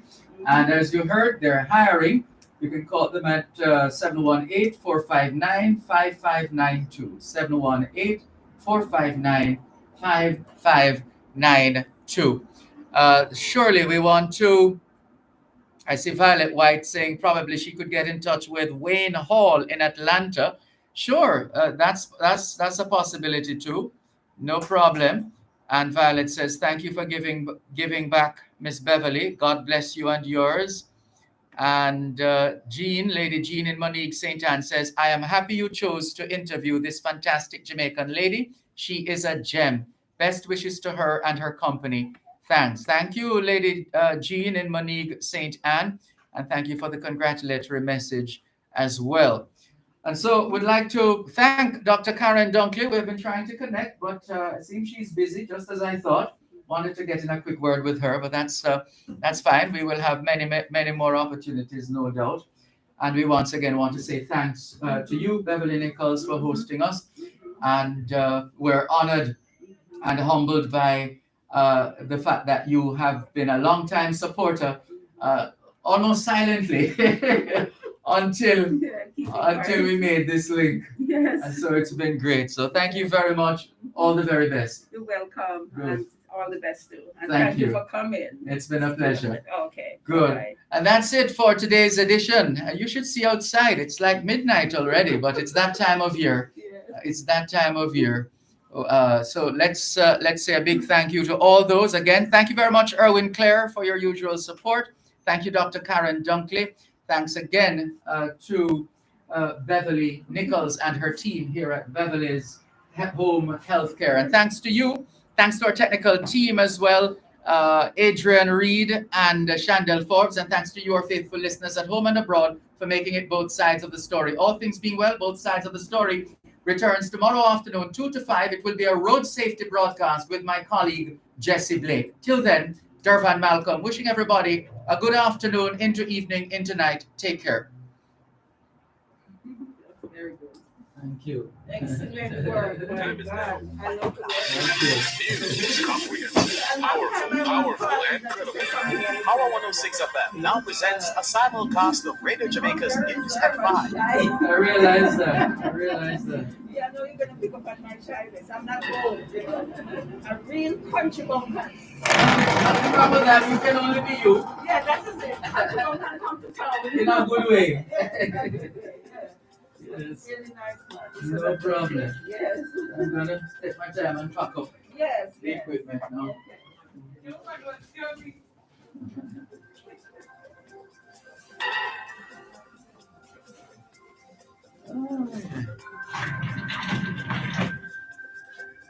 Bye.